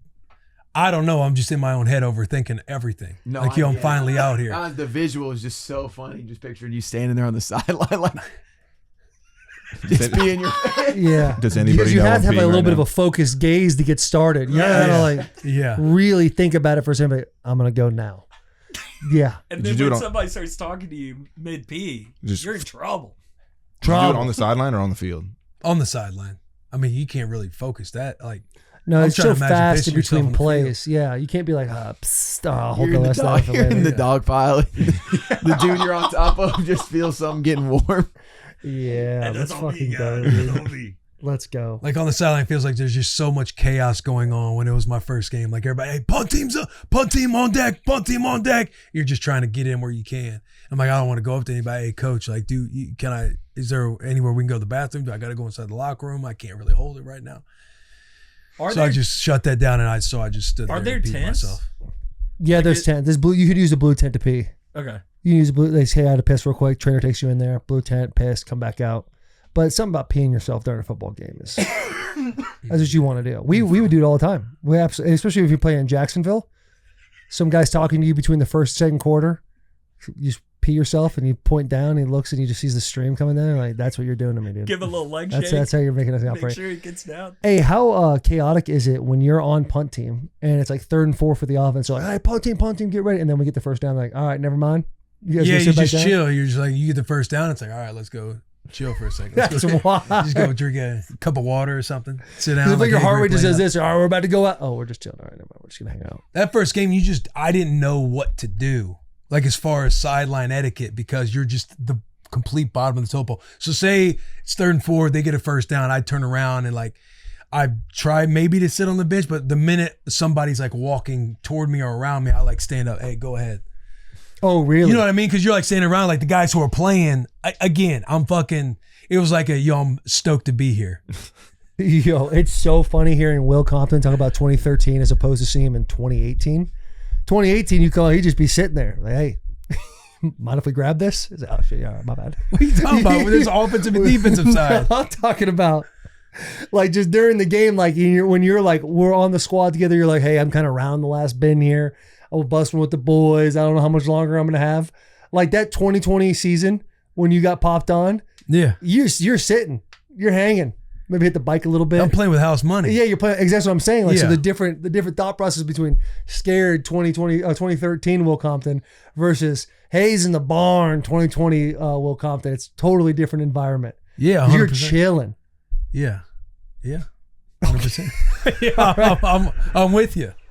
There's definitely a fear that takes place coming off of the P squad, and you're just like, this could be the only game I ever play in my life. Yeah, man. Interesting to know you at that point.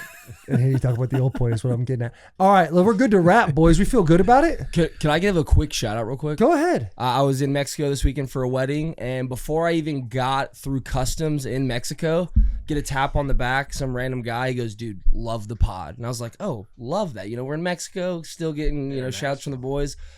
Our resort was like an hour and a half from the airport. We get there, this guy's in the wedding. So I start talking to him, shout out to my boy Ben, but he was by nature a tier 1. I mean, he was like, my first episode was Jalen Ramsey in 2019. He's talking about Inside the Bus, For the Dads. He's talking about penny slips, all this stuff. And then drinks started flowing, and he just kept coming to me and go, yo, tell your boy Will I'd fuck him up in the A gap. And he just kept telling me over and over. But shout out to the tier 1s. Love seeing them, especially outside the country. Ben was the man, and he just wanted me to tell you guys hi. So yeah, shout out Ben. Shut up, Ben. That's awesome. He's gonna be fired up when he sees that. I know. Shout out Ben, man. Will I fuck him up in the A-gap, man? He said it multiple times. Where at one point I was like, "All right, I'm gonna tell him. Don't worry." Yeah, you know what? I want you to watch. I'll just text him right now. I was like, "You want to FaceTime?" He goes, "No, not right now, not right now." Dude, the FaceTime, a random FaceTime, so awesome. All right, boys. Eric Church, man. Enjoy it. Please subscribe, comment, all the things. The things. Big hugs. Tiny kisses. All right, before we get into this interview with Eric Church, we want to remind you that Bud Light is always brewed with 4 simple ingredients for a clean, crisp taste. Anything for a clean, crisp taste of Bud Light. Bud Light is the official sponsor of the NFL Draft, UFC, now on Paramount Plus. Bud Light partners include Peyton Manning, George Kittle, Baker Mayfield, Emmitt Smith, Shane Gillis, Post Malone, Dustin Poirier, and Bruce Buffer, voice of the UFC. Do us a favor, stock up on Bud Light now. Head to www.budlight.com/locator to find a store near you. Please enjoy this Eric Church interview. Ladies and gentlemen, we have an outstanding guest for you today. An individual that has just taken the country music world by storm, lives an extremely private life. When we started this podcast, one of the individuals that I would love to get on this podcast was Eric Church. And it always came to my mind that you've seen how he kind of does, you do your music, you do your stuff, and then you go back to your life and you keep what's private special to you. And I thought there's no way, not a chance in hell, he would ever sit on this bus with a couple of dumb idiots. Yet here we are today at the end of May, sitting here with the one and the only Eric Church. Give him a round of applause. Yeah, dude, honored. Yeah, straight up, Mr. Chief, honored. Yeah, how do you and want I don't get out much, so that's on purpose. That's fair. You keep some mystique to you in your world. It's like kind of guys are out there on the social media. Everyone's doing like TikTok dances. Not for you. It's not your game. I never did the social media thing. I was a little bit before the generation when all that happened for me. And it just didn't seem like something I wanted to do. So I've never done it. Still don't do it. If you were, go ahead. Does Mr. the Chief, can you push the mic just a little bit closer to your mouth? Does the Mr. the Chief? How would you like us? How would you like us to? You're good. Whatever. Mr. the Chief is what maybe it will not be. that way. Maybe not that way. Yeah, like Mr. Chief. I guess Senor, like Chief. Yes. We'll work it all out, and then you just tell us when we've gone too far at some points. Yeah. When you look at like the state of where music is in general, how people there's so many platforms for people to get their name out there, and in some ways it's really good, but it's like a necessary evil that takes place. If you were to put yourself in a younger person's shoes who's trying to achieve the same goals that you've achieved, do you think your personality would have still gone down the same route you did, or would you have been more into the social media game? I mean, a lot of that, there's good and bad there. Mm-hmm. The good is there's more access now. So there's a gatekeeper part of the music industry. That's your label, that the people that see you and they put you in that mechanism that you can skip now. You can go on TikTok, you can do those things. Now, the problem with that is I believe some of those gatekeepers are necessary for quality, for, what you're trying to do. So when I think about myself as a young artist, I would have probably struggled a little bit at that because I don't know that I ever would have I'm a guy that I believe in albums. I grew up on albums. And I believe that when you get a book from somebody, you don't just read one chapter of that book and then put the book away. You read the whole book.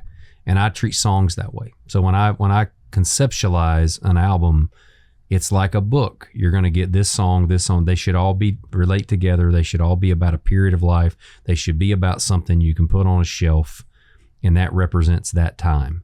A lot of the world we live in now is you write a song on Monday, you put it out Tuesday. You write a song Wednesday, you put it out Thursday. And it's a little disposable.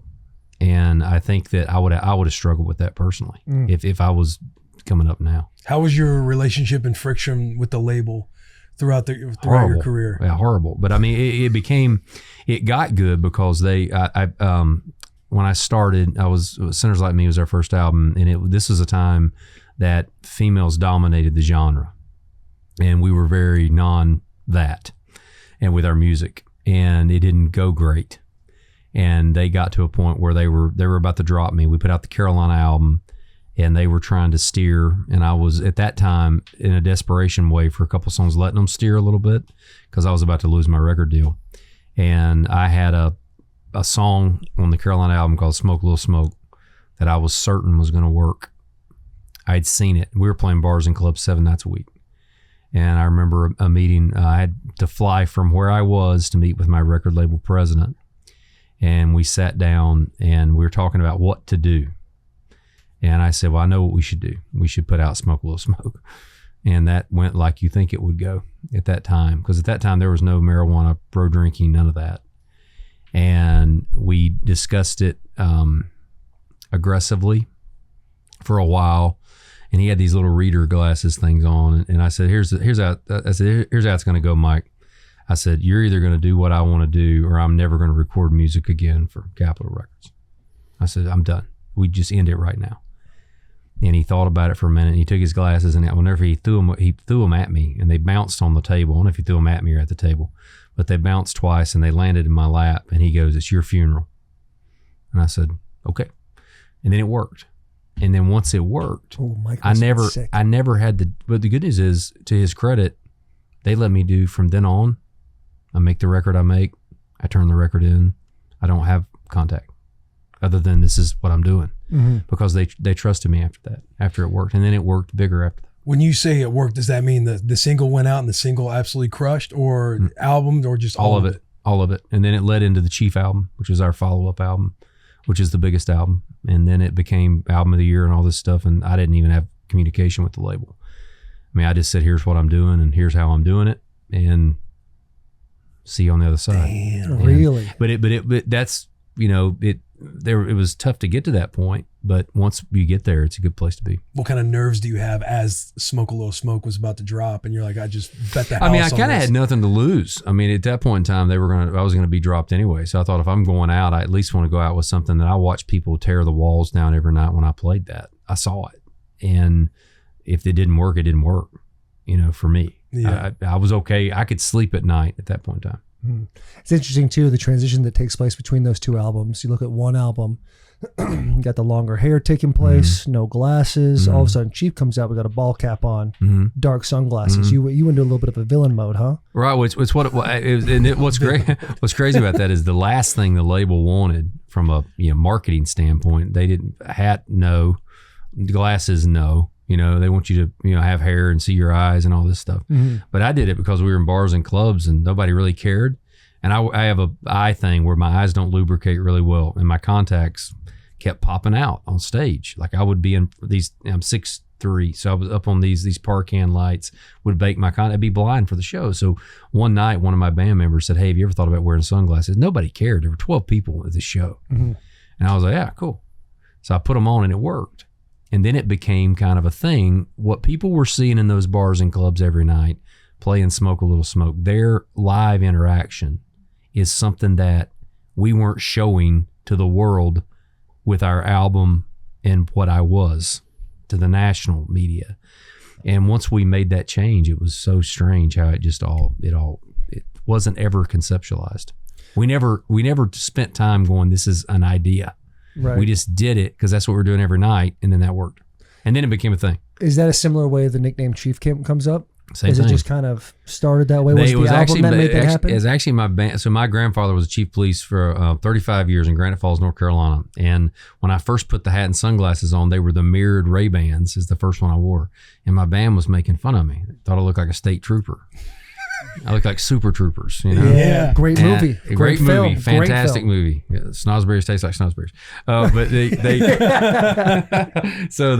as soon as I walked out, they were like, "Hey, Chief," like that. They were making fun of me, and then just a great way for a nickname to come. Absolutely. Yeah. And then we when it came time for the next album, and it had been based around playing bars and clubs and that look, and Smoke a Little Smoke led into Chief, that we called it Chief, and then the rest of it became the thing. Golly. Never thought about though. Yeah. It's also like a top 5 most badass nickname you can have. Like Chief, like honestly, Sheriff. you could have way worse nicknames than Chief. I mean, you they're making fun of me calling me Chief. Do you want to tell them your nickname when you're in the locker room? Which one? Oh, Scrimp. These are all given. They're just given nicknames. My nickname you don't get to was choose. Scrimp in the locker room in Washington, and you can I can imagine. Yeah, you can imagine that. That's a nickname. That's a nickname you don't want. You don't want. Yeah, that's not an album cover nickname. I mean, it could work, but yeah. Going to Mr. Misunderstood. When you did zero promo for that, and the idea was to send fans the album. It was like 80,000 fans or something. You sent the album, and then you win the album of the year at the CMAs. What are the conversations that take place there to where it's like, hey, I'm going to do zero promo? Well, the interesting thing is we didn't tell the label we had done it. So in order to do that, we had to totally put the label in the dark. So we went and ended up buying a record pressing plant in Germany to be able to keep it out of the label's world. So we did all of this ourselves, never told the label. The label found out about 24 hours before the first fan got the album. And they had no clue there was even a record. We had done it all in secret. And we actually did the deals. At that time, it was physical products. So we did the deals with Walmart and all these places because it was CDs. And we actually went in and did the deal outside of the label individually with Walmart and these places that and we had to keep it secret. Oh, and there's good and bad there. The good is we were able to keep it secret. The bad news is we didn't tell anybody what it was. So on the record release day, and the whole theory of this was we're going to send it to our fans, and then we're going to play on the CMA Awards. We're going to play Mr. Misunderstood. As soon as I finish the end of that song, the record goes to the world. You can go to Walmart and get it, whatever, right? That's the idea. But as we had hit it, we also hit it from Walmart. And they had put on their Christmas CD, Christmas release, because it was in November. No name. So as it hits, and then everybody starts going, they didn't even know what to put out because we didn't involve the label and all this stuff. So we done it ourselves. And it was good and bad. The great thing is there for me is the fans. We do all these things with media. You do press, you do critics. You give them access first, and then they tell you what they think about it, and then the fans buy it. And I thought that was backwards because the fans are the ones invested. And I thought, let's give it to the fans first, and then let the industry and the media and critics and everybody chase the fans.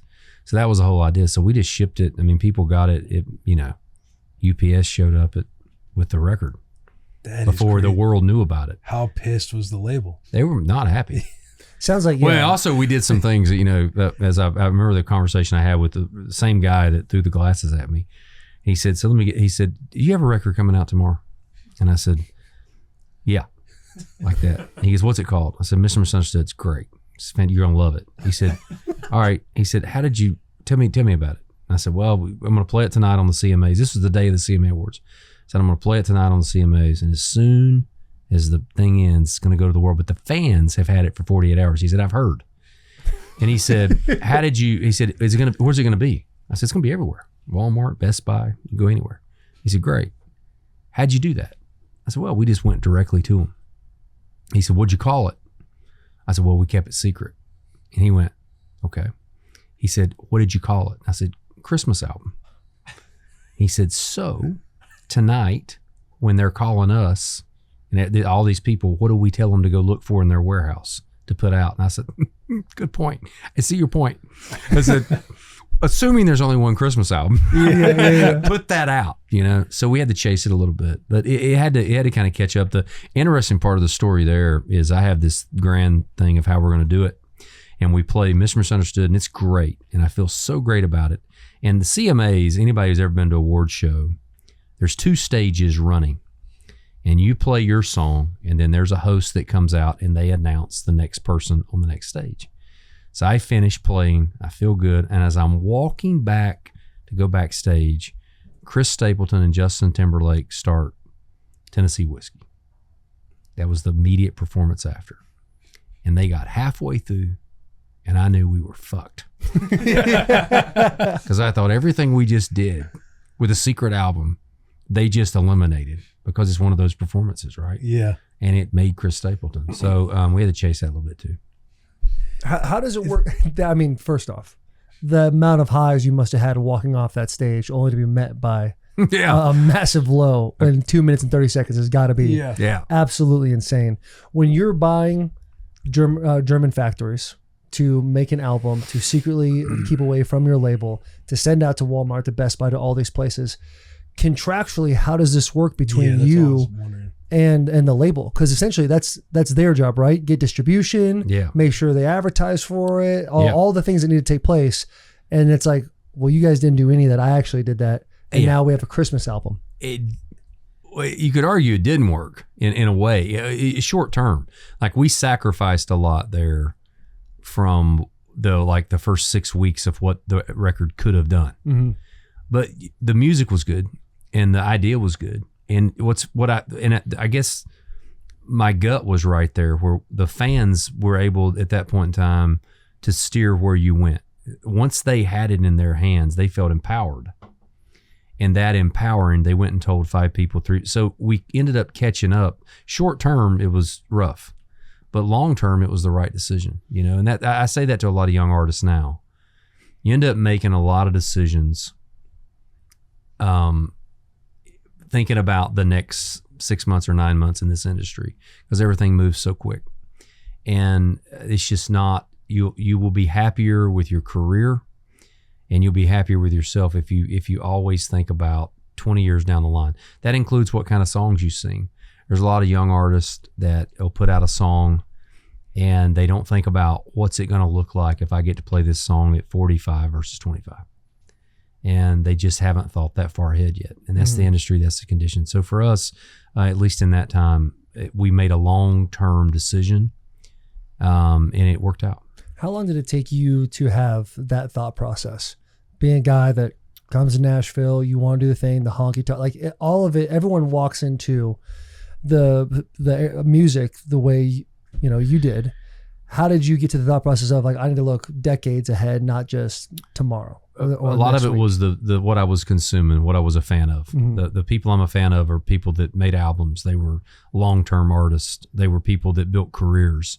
And then the other is your how you go about. I mean, I was in bars and clubs because it wasn't going great for us. I wasn't able to pop on and just start playing arenas and start being on these tours. We were a little bit of the outcast.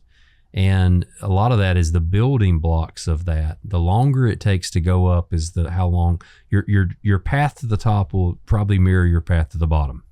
And you can do this, or you can do this, or you can work it, long career. And I think just being in bars and clubs showed me that pretty early. That's kind of what it was. It was blue collar, but that's how the best bands are. I mean, that's Rolling Stones. All that they did that. They gutted it out in bars and clubs. And I have a problem with a lot of the TV shows now, Voice and stuff like that. And I've been vocal about it because you put them in this situation where they're in front of 20 million people and they win or whatever. Then they get a record deal, but they've never played for 25 people when they have a guitar feedbacking. They don't know how to do that. Yeah. And they skip steps. It would be like in football. It's like you're skipping the process to get to that place where you're a professional and you've done it. You're skipping all those things getting up to it. And those steps that you skip, when the spotlight shines on you, and it will, you have to know that you've earned it. You have to know that you're ready for it. And I've seen so many artists that weren't, and they melt when that happens because they didn't earn it. They don't have that thing in here that goes, I've done all those things that put me in this situation. And too, if you win those shows, aren't you pretty much tied up contractually with a label I'm sure there's or a lot the of fine brand? print You know that what takes I mean? place. Yeah. So where say you are really successful, you're kind of just out leveraged because you won this show and the grand prize is getting assigned with the label. With a label, which really guarantees you nothing, right? If you get signed by a label, it doesn't mean you've made it, right? Now the actual work has to be put in. Well, I mean, you think I thought that too. You think that, I mean, you're trying to get a record deal or you're trying to get whatever deal, and you think when you get that, you're like, I've made it. But honestly, the hardest part's next. The next part's the hard part. At what point in your career, what was the most difficult part? Because you've been doing it for decades, that you're maybe it's a writer's block that's taken place or a transition of having a family. What was the most difficult thing for you in this process of music? I mean, the early part was hard on just getting any traction. But I look back on it now, there were 14 of us on a 12 bunk bus. You can do the math. Mm-hmm. And A lot of big spoon, little spoons. yeah, and it was A lot of smells. Yeah. a lot of smells. Yeah. The bus was nicknamed the Urinator. it had carpet, nice carpet, and so I look back at that. And at that time, all you're ever saying to yourself is, if I could just get a hit or hit record and just get to the next thing, I'll be happy. And then that happens, and you get your own bus, and they get their bus, and you go. You know what's interesting to me is the time I miss the most is 14 of us on that bus. I miss that. And at the time, I would have told you this is the worst thing ever, right? 7 days a week, Amarillo, Texas on a Monday night. Not a great crowd. Not a great crowd. Not a great crowd. Yeah. Not a great place. We outnumbered the people in the place on stage. So you look at all those things, but now those are the things that I look back on and I hold dear, and like, man, that was so much fun and so pure, and no money was involved and no anything. So that part was hard just to do, but I revere it. The next part that I'm going to, when you have a lot of success and you almost become your own competition, where when you put out a new album and you've made 10 albums, the first thing people say they compare you to is Chief, Mr. Misunderstood, whatever, Desperate Man, all these records. So you become your own competition, and that's interesting.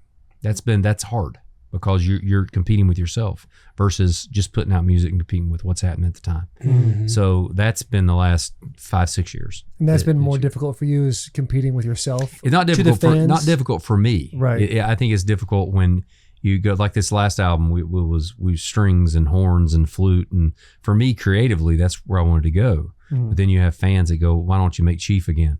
Yeah. And my thing's always, if you make the right record, you never have to make it again, because you can go listen to that anytime you want to. It was made for that moment in time. That's where I stay on the album thing. You've got a Chief. You can have it anytime you want it. I'm not going to make another one, right? So it's a matter of, I don't know, I guess having that creative compass, and being able to follow that compass is something that I think a lot of young artists, well, I see it all the time. They struggle with that because they want to be, well, I got to have another top 100 song. Then I got to have another one. Then I got to have another one. And you can't sustain that. If you don't have a creative compass and you know who you are and what you're going to do, there's zero chance that you're ever going to be able to sustain that. And you're going to end up crashing and burning. And most do. Because I'm assuming you have people too, whether it's in your circle or council, whatever, that will see numbers of the newest album that drops and be like, oh, it didn't have the same pop as Chief. That's right. Like, maybe we need to get back to doing these things so that way we 100%. Can all. Yeah. But that's that. If you're in it for the career, and you're the way I look at it is, it's an entire body of work. It's not just this album or this album. It's all of it. And if you stay with that, I think at least for young artists, they'll be happier. Yeah. Mm-hmm. Yeah. Instead of looking at like how much money you're making, how can you get to that point, the goal that eventually the goalpost just moves. Right. It's like, let's look at the totality of everything. The numbers. Because when you're talking to me and you're like, oh, fans are like, why don't you make another Chief? That's me. I'm that guy that, like, for me, it's like I'm a big like early 2000s pop punk guy, like Blink-182, Sum 41, those types of bands. And they had that, 99 to 05 run where it's like my brain kind of still stays there when I hit the old Spotify list. Yeah. And then like 2016, all these bands had a lot of resurgence. Like Blink-182 came out, Good Charlotte came out. All these bands kind of came out, but it was a new sound. Yeah. And I'm the mid 20-year-old guy now going, hey. Easy. Let's get back to You're messing with my let's thing. get back to first date. All right, let's get back to 23-year-old stuff. And everyone's like, it's the same here. We're It's 40 like, now. We can't do that. It's like Springsteen, like just changed my, like I can still imagine myself in the car with the boys driving to Lake of the Ozarks. Like Springsteen comes on, I'm like, oh guys, this song right here. And so anytime you go to like say an Eric Church album, you're trying to skip and find the one that's going to remind you of like, that's the banger that you remember back in the day. Yeah. What's the story of you playing longer than your set? I want to say you would open for Rascal Flatts and you would play like 20 minutes longer. And then I want to say the lore goes like you were sat down to say, hey, do you need to go sooner so that we can play longer? Because now you're chopping into production time or Rascal Flatts coming on. So where then did you get fired from that? Mm-hmm. And also, did you talk to the lead singer of Rascal Flatts' haircut at any point? Because that was tough sometimes. All that was tough. You had a couple of doozies out there. I'm thinking that was probably never going to really work with what we were. So we had the Sinners Like Me album, which was very not what. It just wasn't a great match. And then we got out there, and I mean, keep in mind when I say I played long, I had like 15 minutes or 20 minutes, and really 15. And the crowd was good, and I would go a little longer. And then when I would go, so it was a lot to unpack here, but when I would do a little bit longer, there would end up being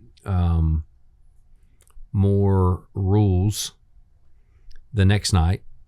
And then when I was the personality that when there were more of those things that weren't there initially, I would break those. And then there were more. And it became where it was just an unsustainable kind of thing. And there was some pettiness that when we were all younger, but there was some pettiness that was involved. So when it came to a head, we had played Thompson Bowling Arena in Knoxville, and the next night was Madison Square Garden.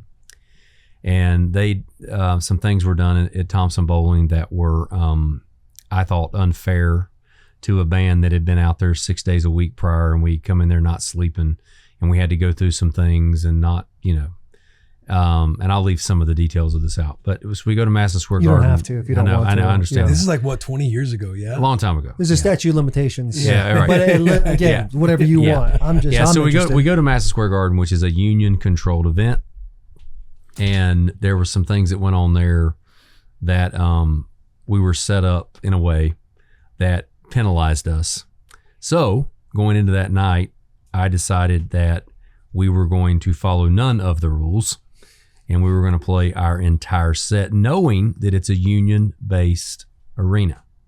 So the longer I go, the shorter they have to go, because I know there's an end time.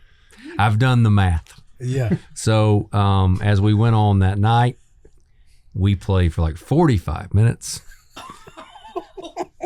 and lights were turning off. And that's where it all came to the head. And then I was supposed to play with them next week, and I got a call from a young new artist that was doing really well at the time, and she was really sweet, and she had replaced me. Her name's Taylor Swift, and she had replaced me on the flat string. She was great. She said, "Oh, we're good. There's no bad blood," which came later. Had nothing to do with that song, okay? But she was great. And she said, "I want to make sure I said, "No, we're great." I didn't even know I had been fired at that time. She told me. Taylor told me I had been fired. I was like, "That's good to know."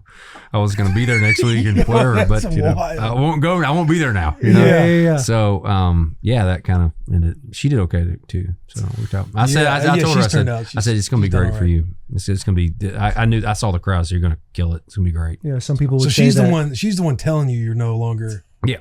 Well, she probably heard and was like, "I want to make sure me and Mr. Sir Chief are good."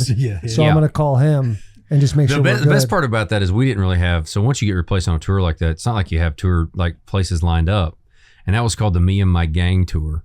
So I decided, because I'm antagonistic, to go to every city that was left on the tour and play the club next to the arena and call it the Me and Myself tour. I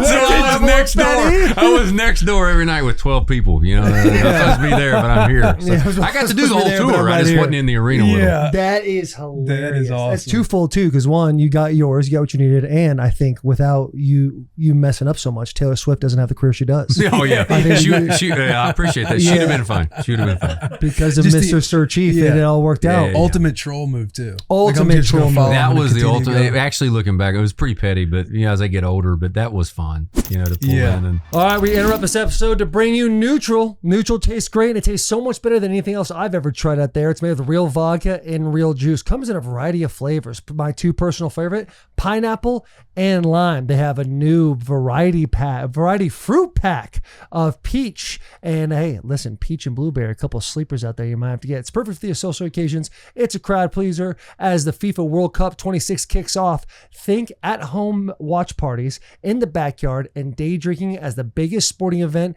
of the year touches down on U.S. soil. On-premise bucket deals are a perfect way to celebrate the FIFA World Cup 2026, aka time to text the group chat, grab a bucket of neutrals, and kick it with the boys as you watch games this summer.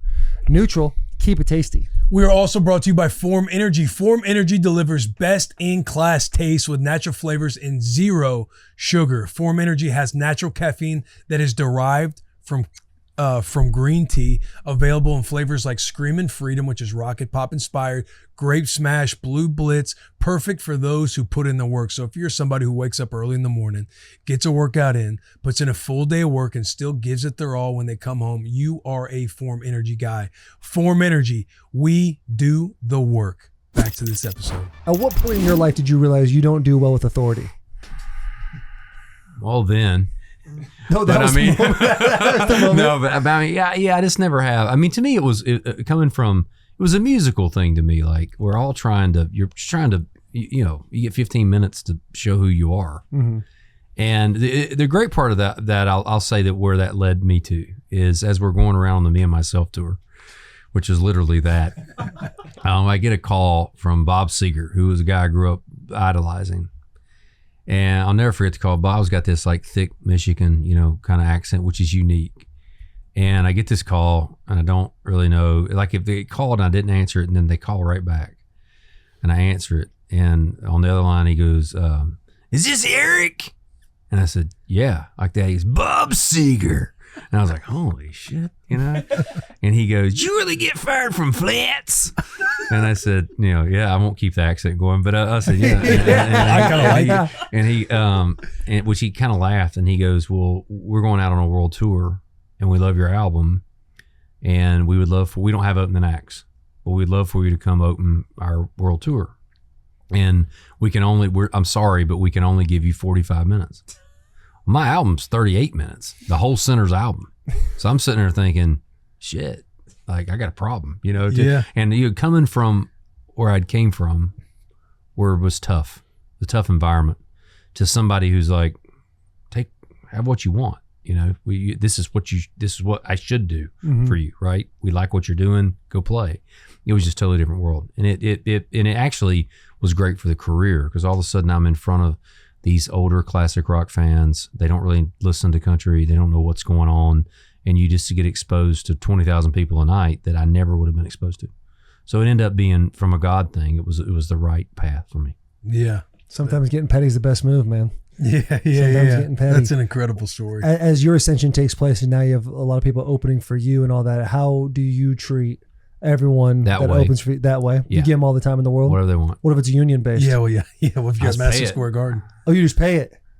Man, UNT I go Swift, late dude. anyway. I mean, it's UNT like Swift don't I'm miss. just we pay it, but it's just that happens. You're going to run into that. We play long shows, so I did go through a period in my career where I didn't take any opening acts because I would play like 3 hours. We took intermissions, like we did the old jam band kind of thing, where we go out. You're with us all night. You're with us from 8 to 11:30, 12.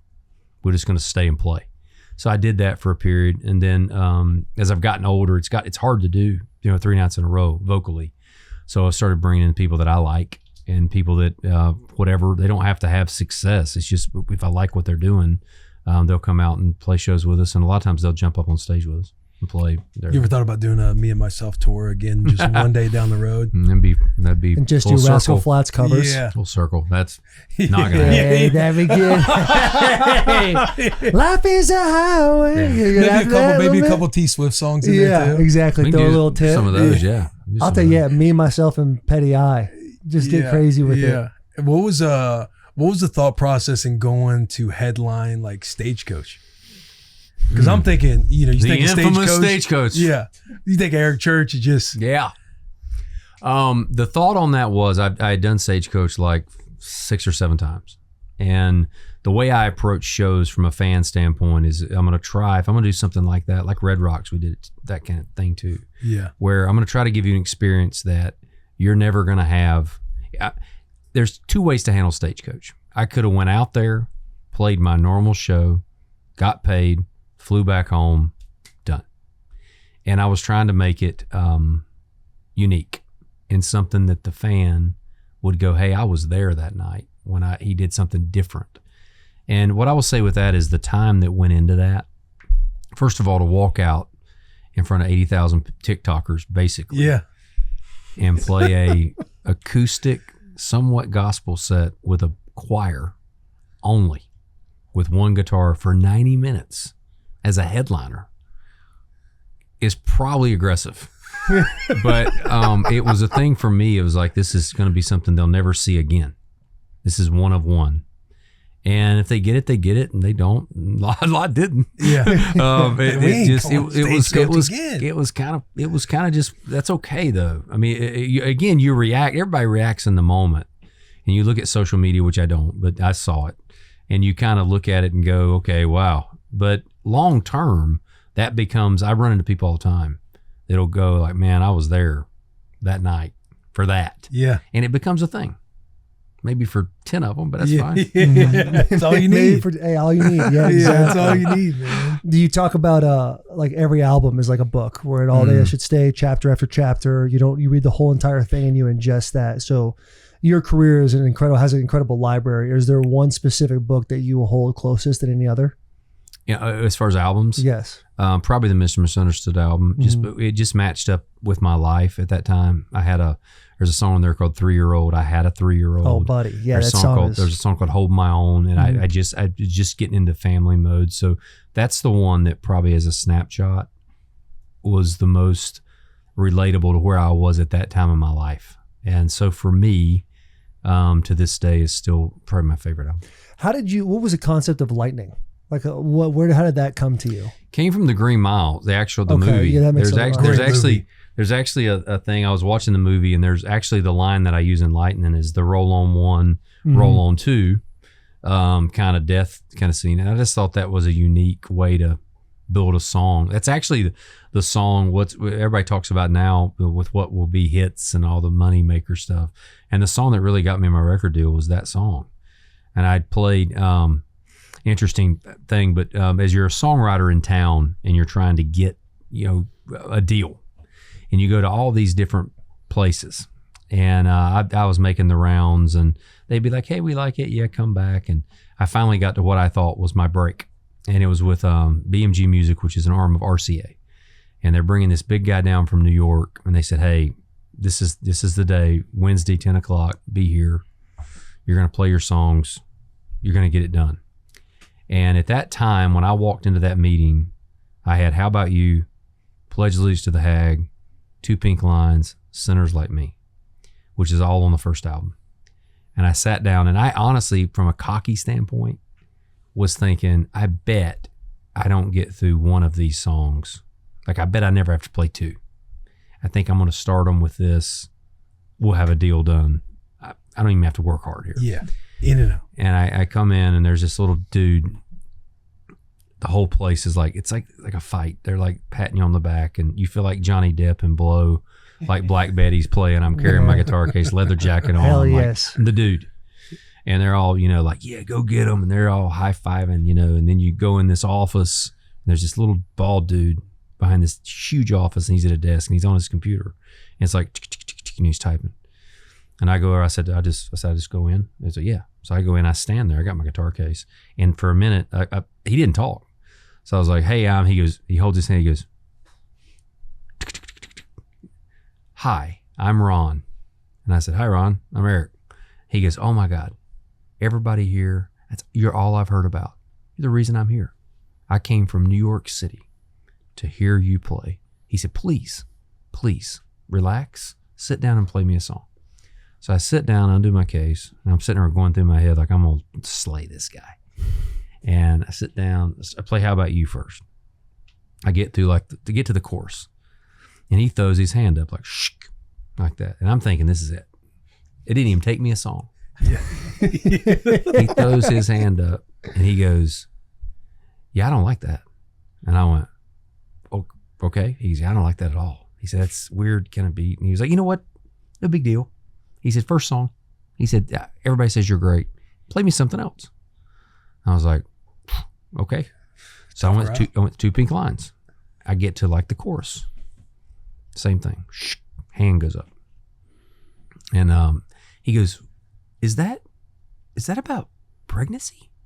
And I went, yeah, like that. And he goes, you're bringing in a song about pregnancy? And I said, yeah, it happens. Yeah. and he goes, wow. He goes, oh, yeah, this is not going the way I thought it was going to go. He said, yes, I didn't like your first one at all. And he goes, and then you're playing me a song about pregnancy. He says, you know what? Just play me another one. So I play him, plays Loose to the Hag. And I get to like the chorus, same thing. Hand goes up. And he goes, is that about Merle Haggard? And I said, yeah. And he goes, Jesus Christ, how old are you? And I said, 25.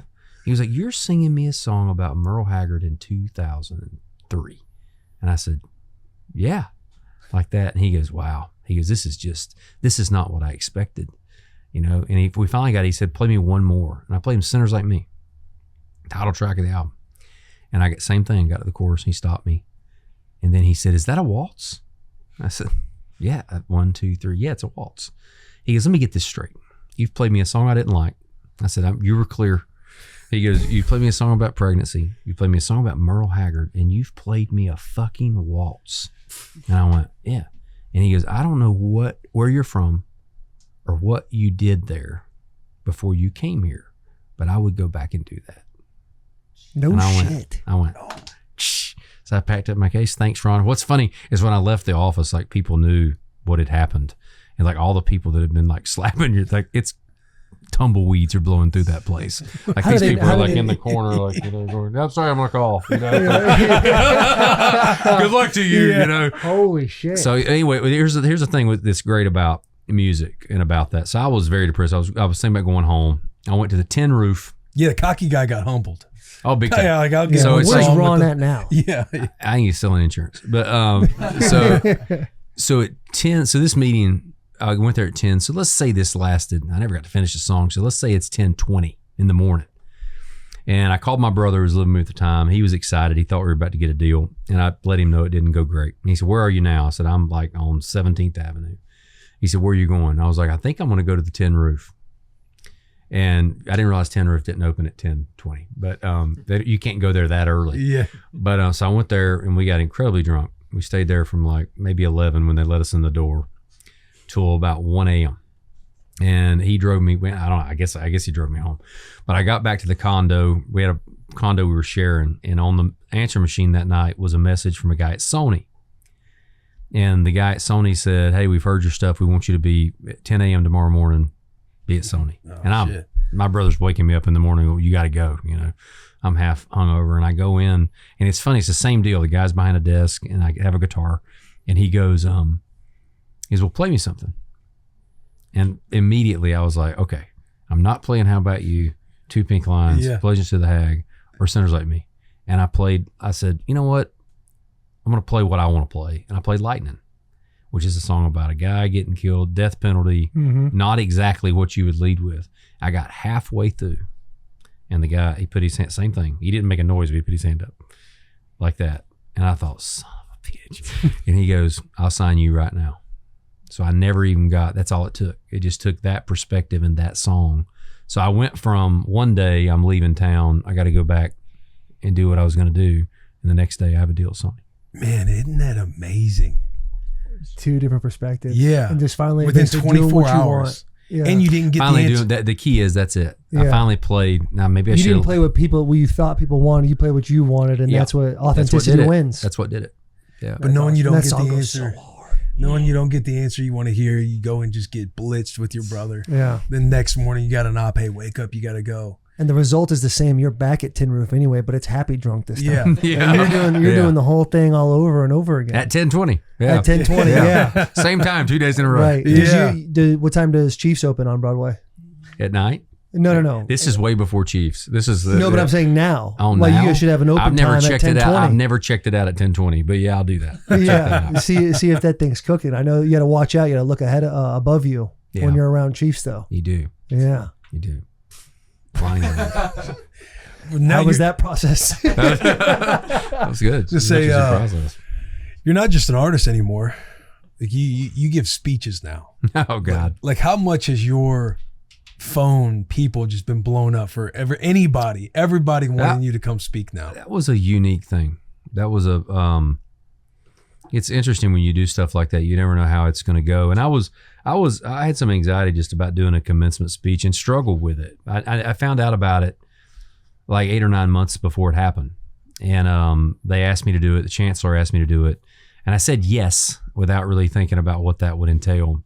And I worked on it a long time. I could never figure out what it was. And actually it was in a fit of frustration that I threw a speech across the room that I was working on. It was generic. And I grabbed a guitar just to get away from it for a little bit. And then that's where the idea started to percolate. Why, what am I doing? Like I do this all the time. I need to figure out a way to use this. And that's kind of where it started, just with the concept. And then it did things that I didn't, you never think about that. I was only thinking about the room and doing a good job. I have such respect and love for Carolina. I was just trying to do the right job there. And then it became a thing. Impactful. I mean, genuinely one of the best speeches I've ever heard. Thank you. Yeah. I mean, it was, sometimes you're put in a situation, I believe, that I was put in a situation to deliver that message, and I was the mechanism to do that. And that's what I believe. And that's how it felt for me. It wasn't something that was any preconceived thing. It just happened the way it was supposed to happen. Yeah. I've obviously seen a handful of clips, but before you even came on today, I watched the entire commencement speech. And part of your speech, you're talking about how, like, be present in the moment. Don't look for other people's validation. Just focus on your own validation as you go through the process, and just essentially be present. Don't worry about what the rest of the world thinks, because you're going to see a bunch of things that seem like 1,000 times better. And as you started to play your song at the end, 2 teachers behind you pulled their phones out immediately and started filming. Did they? I didn't even see that. But then it shows the crowd of these kids that are 21 years old, and I didn't see one phone in the crowd. Oh, wow. People put their arms around each other. They started swaying back and forth, and I'm like, the message actually was sent. Oh, It actually went through. So, I mean, I got nothing on top of that other than that. That's awesome. Yeah. Just wanted to sit there and be like, that's cool. You have a quote here. It's too many people in the world stand at the edge of their potential, waiting for a permission slip to arrive that will never come. And it's just, I love to figure out where you came up with that quote exactly, because it's right. Like, so many people want to achieve greatness, but always look at all the obstacles and what the failures that could possibly happen, and never just choose to jump. Well, some of that is in the world we live in now, sometimes it's a bad thing, or is perceived as a bad thing, to say that you want things. Mm-hmm. And what I wanted them to, I want them to want things. It's okay to want things, right? It's okay to want to be successful and want to do these things. A lot of that was just, and I've said this many times when I talk about the pillars and the 6 strings. I know about them so well because many, many times in my life, I have been guilty of all of those being out of tune. And I'm old enough now that I know the difference, even briefly, when they're all in tune, and how those things relate to each other. So I think a lot of that message was, I didn't talk about, and I didn't want to talk about me. It was about them, right? And that was kind of what I tried to convey is, here's what I've done badly, and here's what you can do better. And honestly, it was just one of those messages that I still believe I was meant to be in that moment to deliver it. How long did it take you to, once you did come out of the frustration, start figuring it out? How long did it? Faster once the guitar got involved, because then I could go, then it's like, okay, I got 6 strings to work with here. And what's unique about the strings is there's thinner to thickest to thin. And you start thinking about, what's the thickest thing in my life? What's the thing that you're most bound to, the one that resonates the most? And then you work your way to what the thinnest string is, which is the most bendable, the most maneuverable, and how the world affects those strings, right? And I was able to build it that way, where you put faith, and you go family, then you go spouse, and you build it with what the thickness is, with how it should resonate with you. And I think once that revealed itself, and my wife helped a ton on this, but once that revealed itself, it was easier. It kind of went fast at that point in time. It felt right. It felt like it's something that wasn't. I felt, I guess, imposter syndrome in a way when you're trying to do a commencement speech, and I don't give speeches. And then all of a sudden I'm supposed to walk up there as a musician and tell these kids what their life should be. And there's a lot, like, I put myself in the situation, I would have been going, what are we doing? Right. Mm-hmm. And I think it took the guitar to give me a little bit of credibility to go, here's why this should work. And I think that's why it worked. I don't know why it worked, but I think that's why it worked. Yeah, I mean, you became a speaker that day. How many other companies, people have reached out about you doing more speeches? There's been a lot. There's been a lot of book publisher people. You damn near wrote the book because you even pauses, like there's no there's no. Yeah, I mean, you murdered it. Yeah, and you talk about being nervous going up there. It's like you're watching your body language, and it seems like you've spoke 1,000 Well, I mean, times. the thing about that's interesting, when you put a guitar on me, it's a comfort level, right? I mean, I would relate it to an athlete. Like, you could basketball, football, you put that in their hand. You like hide behind the mask almost. Yeah. You're very comfortable, with that in your hand. So for me, once I got the guitar on, I play big crowds. I play big stuff. I've done the Super Bowl. And you do these things, and once I had that on, I was comfortable. So I didn't have a hard time standing up there and trying to give a speech, which felt weird to me. I was struggling with that. I struggled with that for months. I just couldn't figure out why it didn't fit. Yeah, because then you have the pauses, you have this chance to play a little bit, to get out of your own head about it. But yeah, you just get that speech transcribed. Like you start signing away at airports. You know what I mean? You said there's a bunch of book publishers that want to come out. We're going to do a book, I think. Yeah. About your life. No, it's going to be called The Six Strings of Your Life. Oh, I love it'll that. It'll be the speech. It'll be a little more maybe because there's some color. Yeah, a couple more pages. Yeah, a little more in depth about each string. Yeah, right. That's what it kind of would be. I mean, it's really 8 chapters. You have a beginning. You have 6 chapters, and then you have an outro. I mean, it's not. It doesn't need to be this. It needs to, like, I kind of like it if it's kind of this small, passable. Yeah. Kind of what it was. Something that I got in a 3-piece suit with keeping his vest pocket. Yeah, you put it right here. You should read this if you want to get anything done right there. And the first person you sent it to is Ron from New York. I sent it to Ron. Yeah. I just find Ron. And I'm not going to look, Taylor, really hard to find him. So don't worry. Don't we'll find him. We got a guy. I got Sherm actually.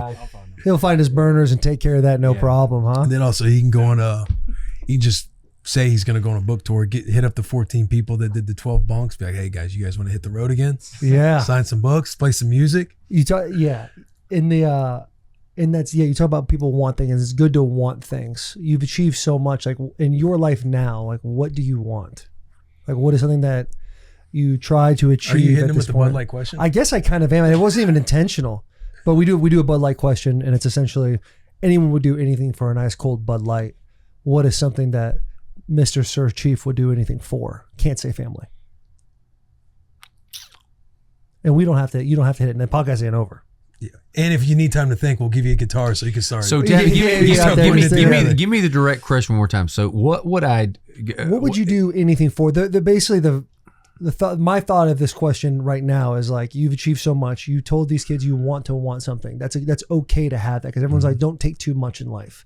You've achieved so much. You've gotten all the things I'm assuming you wanted when you were their age. What do you want now? Like, what is something that gives you fulfillment other than family in your career, in a passion, something like that? Is it fishing with Eli Manning and catching big bass, and who caught that bass? Is he even a good fisher? That was you. Okay. He held it. I know. Well, Ben, yeah. He also held it like it had, like, I did say to him, I said, hey, it's not got a disease. Like, if you look at the picture, look at the picture. Yeah. He's got it like out here. And I was like, he's just getting a little shoulder mobility activation taking place. He won't get anything on his khaki shorts. But no, for me, I have to think about that a minute. But immediately what comes to mind is, and this is going to be probably not what you want, because the one thing would be like, a hunt with somebody or something like that. It's not really that, because I've done all those things. It would be being to a place, and I would be there now. I would say from the rest of my career, rest of my life, that the decisions that I made, I could look back at and be comfortable with and proud of. Musically, some of the stuff we talked about, Stagecoach being one of them. I'm proud of that. That maybe didn't look good to the social media, but I'm proud of that because I did it for a certain reason internally. I think getting to a place where you can look back and go, no, I'm happy that I did all of those things, even if it didn't work out. Like, it's easy to look back at those things and go, well, that was a huge success. I'm glad I did it. Right. It's harder when it's not, but you did it for a reason. There was something, there's a reason you did that. Yeah. And I think as long as I can look back and go, I was true to those things in those moments, I would be pretty content with that. That's probably more of what's going to go in the book than what you're looking for a Bud Light. Right now. Yeah, it's all right. But I mean, does rip though. Yeah. But fishing with Eli Manning was close. That's essentially how He's a close second. That is how this podcast got put together. So Ben came with Eli. He was with me that afternoon. He sent me a photo of y'all on the boat later that day, and I was like, "That fish is awesome, really cool flex. You have Eric Church on the boat with you too. Yeah. Would love to have him on the pod." And essentially, that's how the dominoes started going. That's right. And you got pulled into this. Yeah. So I guess the next thing is we got to go fishing. Yeah, we can go fishing. It's not far from here. Really? All right. A little fishing. 20 minutes. With the boys. Do you have any things that you look back on that you wish you would have done differently? I mean, here's the way I treat that. You're always going to have that in the moment. There's a lot of things in the moment, but I think over time, I'm not a regret guy. I think that, and I kind of go to, I've had so many things in my life that I reacted the way that I thought was right in the moment, and then maybe it didn't look that way to the world, but it ends up working out. So it's not a guy that, I tell this to my kids too. We're all going to have regrets about a lot of things, but a lot of times those regrets, the farther you get away from them, it just worked out the way they're supposed to work out. So I don't overly have regrets. No. Yeah. Do you ever have any beefs? Yeah. With the he's pointed out a bunch of them. Dude. Yeah, there's a couple. We went through Rascal Flats and the bald guy behind There's been a bunch of those guys. Yeah, no Ron. It is when you're young in your career and you're coming up, things are starting to get going for you. Was there another artist that you looked at from a competition standpoint? Oh, there's been a bunch. Yeah. Yeah. Well, early on, the thing that aggravated me is we're out there grinding and working hard, and I believe in our music, and I think it's good. And then I'm seeing all these guys who will have a hit that you don't even know them now. But at that time, they were all flying past me, and they were the new thing. They'd win the award, they'd get nominated, all that stuff. So I took that personal. I wore a chip on my shoulder for a while with that stuff. And then there's been the competition. Yeah, there's been a bunch. I mean, and guys that are great. So yeah, that's part of that's just like sports though. Like I always say this, a lion knows a lion. And I know the ones that I've encountered that are good and are real. And I know the ones that aren't. And it won't be long before the other people realize the same thing. But there are some that have been lions, that are lions. And I know it. And those are the ones that are fun to, get in there and mix it up with. Yeah, because there's nothing like bad behind it. You don't have ill intention against them. No. You're just like, I respect this person's game. 100%. I want to elevate myself. You actually look at them and go, yeah, man, that's a dude. You know? And it's a good thing. It's a good thing. When I go to make a record or I go to write a song, I know that dude's out there stalking around. Yeah. That's good. It's a competition. It's a good thing. How hard is it for you as you get older to like, I don't know if it's like kind of slow down a little bit, you start to have kids, a family, like new priorities take place in your life to where it's like you used to be so focused on being the number one lion or competing against these other lions. Like, was that a difficult transition for you at all? Like going to fatherhood and all those things? Yes. It's also a difficult transition and every artist will go through this. You're going to go through that time when you have the number one album in the world, you have the number one song in the world, you have the number one tour in the world. And then 10 or 15 years later, you're going to have a great album. You're going to have a great song. You're going to have a great tour, but it may not be the number one of all those things. And the transition of that and keeping your shit together can be tough for people, right? So that's something that is, I respect anybody that does something for a long time successfully. Oh, did you hear that sound, boys? What was that? That's an Olipop, brother. It's just a small little break we're going to take to let you know that Olipop is a new kind of soda that combines a classic soda taste with the benefits of a functioning ingredient blend to support digestive health.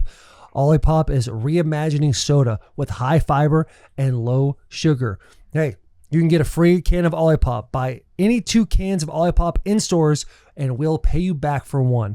Works on any flavor. So right now I got in my hand, I got the blackberry vanilla. Compton, what's that one in your hand? Raspberry sherbet. The new flavors are the talk of the town, Taylor. They absolutely are. You can go to drinkolipop.com/BWTB. Olipop is sold online at drinkolipop.com and Amazon and available in the soda aisle and with the chilled beverages at thousands of retailers nationwide, including Walmart and Target. Let's get back to this episode, shall we?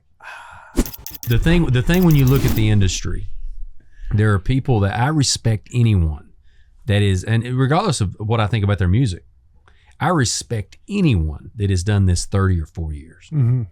I don't care, right? Like that is respect because I know how hard it is. So I think a lot of that is just being comfortable with being able to do what you never dreamed you'd be able to do for a long time and let the ebbs and flows happen. Some people struggle with that. They'll be on top and then it starts to fade on them, and it will, guaranteed, right? They struggle and they try to chase it. Well, I'm going to dye my hair. I'm going to do this. I'm going to get a new band. I'm going to change my sound. They start chasing just to try to get back to that perch, and you'll never get back there that way. I think you have to have that thing, that compass that allows you to know that this is going to happen. Happened to Springsteen, happened to Stones, it happened to everybody. Seger, happens to everybody. You have to be comfortable with that. Mm-hmm. That took a minute. That took a minute. Because I went through a little of that. Yeah, you have to, it takes a minute. That's for anybody. That's if you're the number one athlete, you're the top tight end, you're the top whatever. Mm-hmm. You're going to go through the young kids that come up and now you're not. Right. And you got to balance that. That's with any career. As that learning point, that ego check, all of those things are happening real time and you're struggling with it. Yep. What are things that you're latching onto? Is it a mentor? Is it a book? Is it what's coming through your head that ends up getting you to the point of being I think a lot of mine is what we were talking about. I just don't, I don't do like social media. I don't really, I'm pretty family focused with my life, and I fish a lot. I just don't go out and do those things and, want to see how many people recognize me when you walk in a place.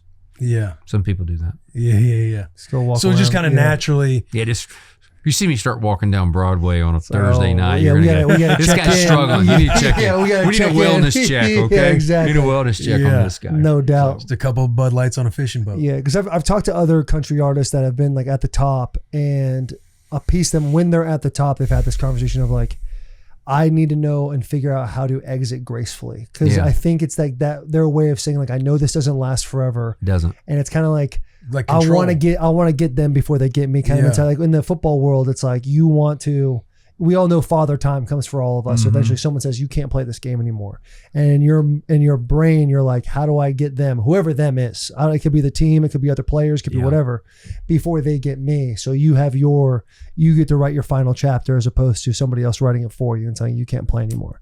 But you talk to guys and they're like, I remember sitting with one guy and he's like, I just want to know the right way to exit this path gracefully to where it can last forever. Yeah. They're still going. And that's hard. Yeah. That's a complicated thing. I mean, the great thing about country, at least as an industry, is we all do it a long time. At least for me, I have become way more. I was a punk when I started in a lot of ways. I wanted to blow everything up, right? That was my mentality. I want to do everything my way. I don't care about what the old guys did. I was that guy. Sinatra. But when you get older and you do it a long time, you have a lot more respect for the guys that came before you. You're a lot more humble. And I think you end up falling into understanding what your legacy, the time you were given, means to a younger generation, just as their legacy meant to me. And you play into that. I would say it's the same thing with sports. You understand that nobody's bigger than the game. And there's a lot of that humbleness that I think happened with me that I think it would be good for younger artists too. But it's okay to also be the younger artist that thinks you need to have that. Like I had that at that time. You need that edge to get you to greatness. And then when you get there, it's a matter of kind of looking around and going, okay. It's almost like a level of delusion, right? Like you have to basically not see your blind spots and be like, I'm the greatest thing in the world. And you act on that, or you just do things your own way and go, hey, I'm going to do it this way. I know it's never been done this way. I'm going to do it this way. But then you get to a point when you have success and you look around that Waylon Jennings did that too, right? And so you can look, Merle Haggard did that too. So you can look at the people before you, Johnny Cash, they did that. Willie's still doing it. Right. You know, Which so is you have insane, the by insane. the way. So you That's have crazy. all these people, and then you start to see, okay, I'm really no different than where they were younger, right? They did the same thing, but then they saw that nobody was bigger than the game. And you understand your place in the industry. You understand your place in country music. And that's great about country. Not every format has that. That's a unique thing about this industry, I think. Yeah. You bring up those legends, like when you're coming up, is there somebody that you idolized? Like this is your number one?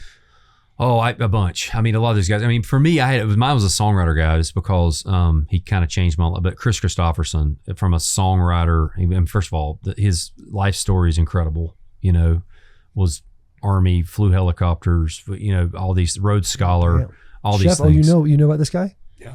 Okay. Chef's nodding away over there. That's him. Yeah. Chef's an old soul. Chef's an old soul. Chef's yeah, an but old you soul. say Chris Christopherson, I think of. Now, what do you think of actually? You don't want me to tell you? I want to hear this. I'll tell you exactly where my dumb brain went. It was the guy who plays the Nazi in Inglourious Bastards.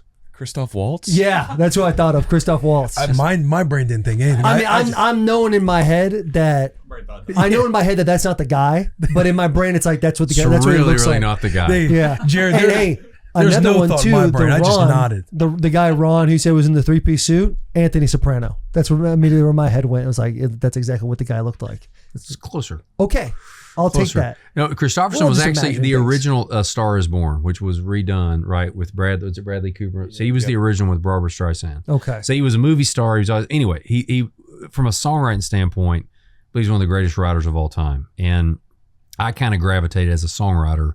That was kind of one of my guys. I got to meet him and become friends with him later in life. But it was just, and then I loved Haggard and Waylon and George Jones and Cash and all those guys because they did it a unique way. George Strait, who's a friend, is also a guy that's kind of cool to say just now. Huh? Yeah, very, George very Strait, cool. I say that as much as I friend? can. I'll do that. I'll do it 3 or 4 times if you want to. Do you have a nickname for George Strait? We Mr. King, no, Mr. King, sir, Mr. Sir King, whatever, His Highness, whatever he wants, whatever he wants. But he really is one of a kind. So for me, getting to be around all these guys has been great. But then again, I've had some younger artists now that I mentor a bit. I do a terrible job sometimes, but we talk about stuff like that. You know, we talk about the overall Mount Rushmore of country music and what being a part of the industry means to the future of the industry. Yeah. Is there an up and comer that you want to shout out that's somebody to look out for? There's a bunch of guys like that and girls. I had an interesting conversation on this tour. Ella Langley opened some shows for me on this past tour, and it was directly before the Choosing Texas, or it was starting to happen, which became a massive song. And it was interesting. We were in the dressing room and we were talking, and I said, I know something you don't know. I said, your life's about to get really strange. It's just going to get really weird. She said, what do you mean? I said, just trust me. Been there. And I said, as it gets weird, and it will, I said, you need to make sure you're going to have all these people that want you to do all these things, movies, commercials, all this. I said, and that's fine.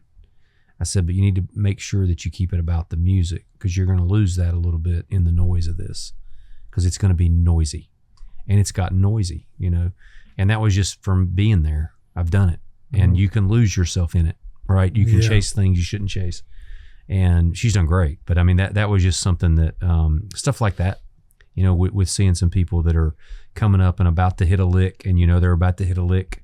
It's what you do in that lick. It's funny when you're in that. You never think you're in it. I remember when Chief was happening and all this stuff, and we had all these things. You never think in the moment you're actually in that moment. Like, this is the moment that you always tell yourself about. Yeah. Right? Then you're in it, and you think, well, no, we're just, there's more moments. Rocket ship. Right. There'll be 10 more, right? Whatever. You don't think of it at the time until you look back on it and go, damn, I didn't know that was the moment. It's just like, that's just part of getting older and going, you got to appreciate it when you're in it and quieten it down and enjoy it, because that doesn't happen. And when you're in that, you got to be able to, and I told her, I said, you got to be able to know that this is a moment and enjoy the moment. I told Morgan the same thing, and Morgan's had a few of them, but same thing. Yeah. It's just so interesting that, like, in a competitive space, it's almost like a faux pas to sit there and once you achieve something to be like, I did it. How great is this? Because I feel like the competitor's brain immediately goes to, how do I recreate this, or how do I take the next step, or how do those things to where you lose, the being present in the moment, like enjoying the process of it all. Yeah. Like in 2016, I made my first Pro Bowl with the Titans. And I remember like legit calling my wife, hearing about it, like literally outside of the facility crying about it. Yeah. How happy I was. And as soon as the season ended, it was, if I don't make another one, then that's just a fluke. And there's no way. And how many that more do you think you would make? In my brain, 12. Yeah. I'm thinking like, there's no stopping this freight train now. Me too. Like it's going. Yeah. But it's like, but they're going to try to, whoever they are, once again, like they're going to try to get me. How do I stay ahead of that? And then you retire, all the things happen, you have peace with the career you had, and you look back and you're like, dude, I really wish I took more of a moment 100%. to be like, this was fucking awesome. To sit there and your boys are kind of giving you hugs, hey, congratulations, first one. It's amazing. Me too. I wish the same thing. It's just so interesting how, you're right. Like you never know when you're in the moment, you almost like push the moment away from you. Yeah. Like you don't want to fully engulf 100%. yourself in it, because then you'll have to lose something. Yep. As opposed to just drive And I'm by. not sure that that's even doable when you're in the moment to actually ever really appreciate it. Maybe that's part of the nature of it, but that's something I look back on and didn't realize at the time. This has been a phenomenal conversation. It has. We have some fan questions. We do, but the TVs have been off the. Oh, you're kidding. This has been raw. We've been raw dogging this whole thing. Yeah. Well, I didn't know we had TV. Yeah, you see that? That's just like They don't work, but I we got don't a know couple much, of but them. I'm We've been not. writing Whatever so many brand questions. On is, I'm not buying those with a I do house. have- On doesn't turn on. with 2 ends. Hey, while we're pulling it up, I think we do have a question in the back from the next gen, Connor Smith. Chief, I feel like I'm getting a 4-year degree right now. This is unbelievable. I'll do your commencement. It's unbelievable. It's happening in 10 minutes, so I appreciate it. But no, it's crazy. I feel like you talking about your goats. I'm 25 now, so I'm like where you were when you started. Yeah. And so I'm in the room with all the freshmen, songwriters and these guys. Yeah. And every single one of them, you're the GOAT artist. Like you're the guy we look to. Thank you. And I'll tell you the story real quick. I was 16. I was at your show at Bridgestone. 3 hours, just you and a guitar. And I was sitting there the whole time with my arms crossed. I was like in the back middle, like kind of lower bowl. I was sitting there with my arms crossed, and this drunk mama 3 looks at me about 2 hours into the show. She said, "Are you miserable right now? You haven't smiled all night." And I was I don't even remember what I said, but I remember that moment. I was so captivated by what you're doing that was like a marking moment for me. And then we played a show together in Wisconsin, right? Yeah. I remember you walked out there, and this was probably 2024 summer.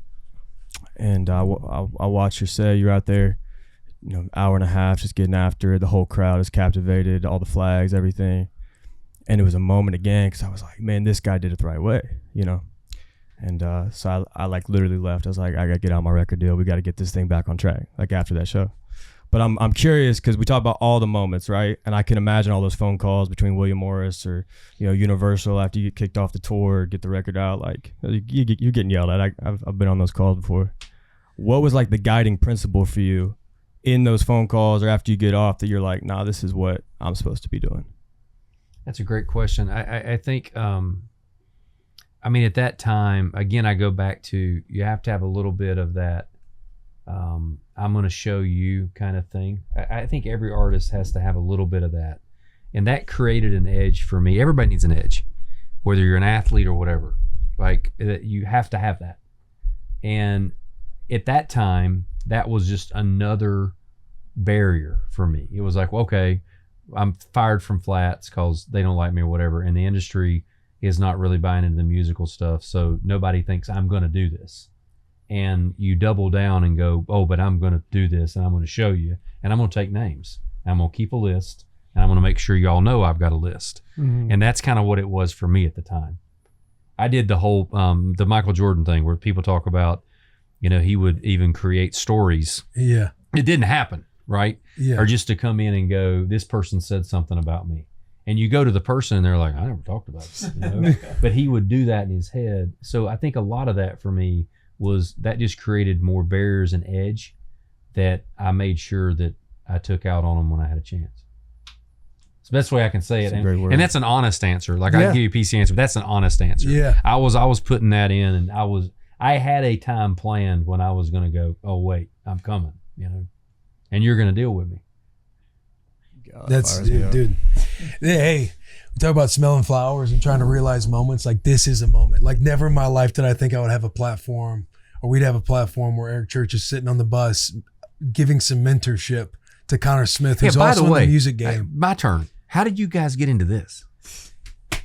Great question.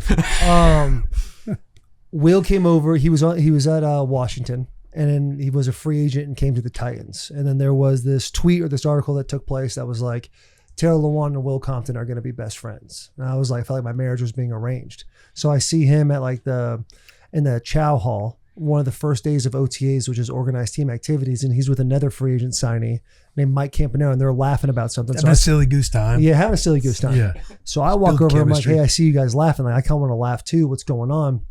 We end up like establishing this like accountability buddy system because we got into podcasts about like biohacking and just our love for podcasts and listening to those things as we're like driving to and from work or whatever, just consuming as much podcast as possible. And so at the end of the year, we were in a win and get in game against the Colts. Whoever won that game and go to the playoffs, loser, your season's done. We get donkey stomped.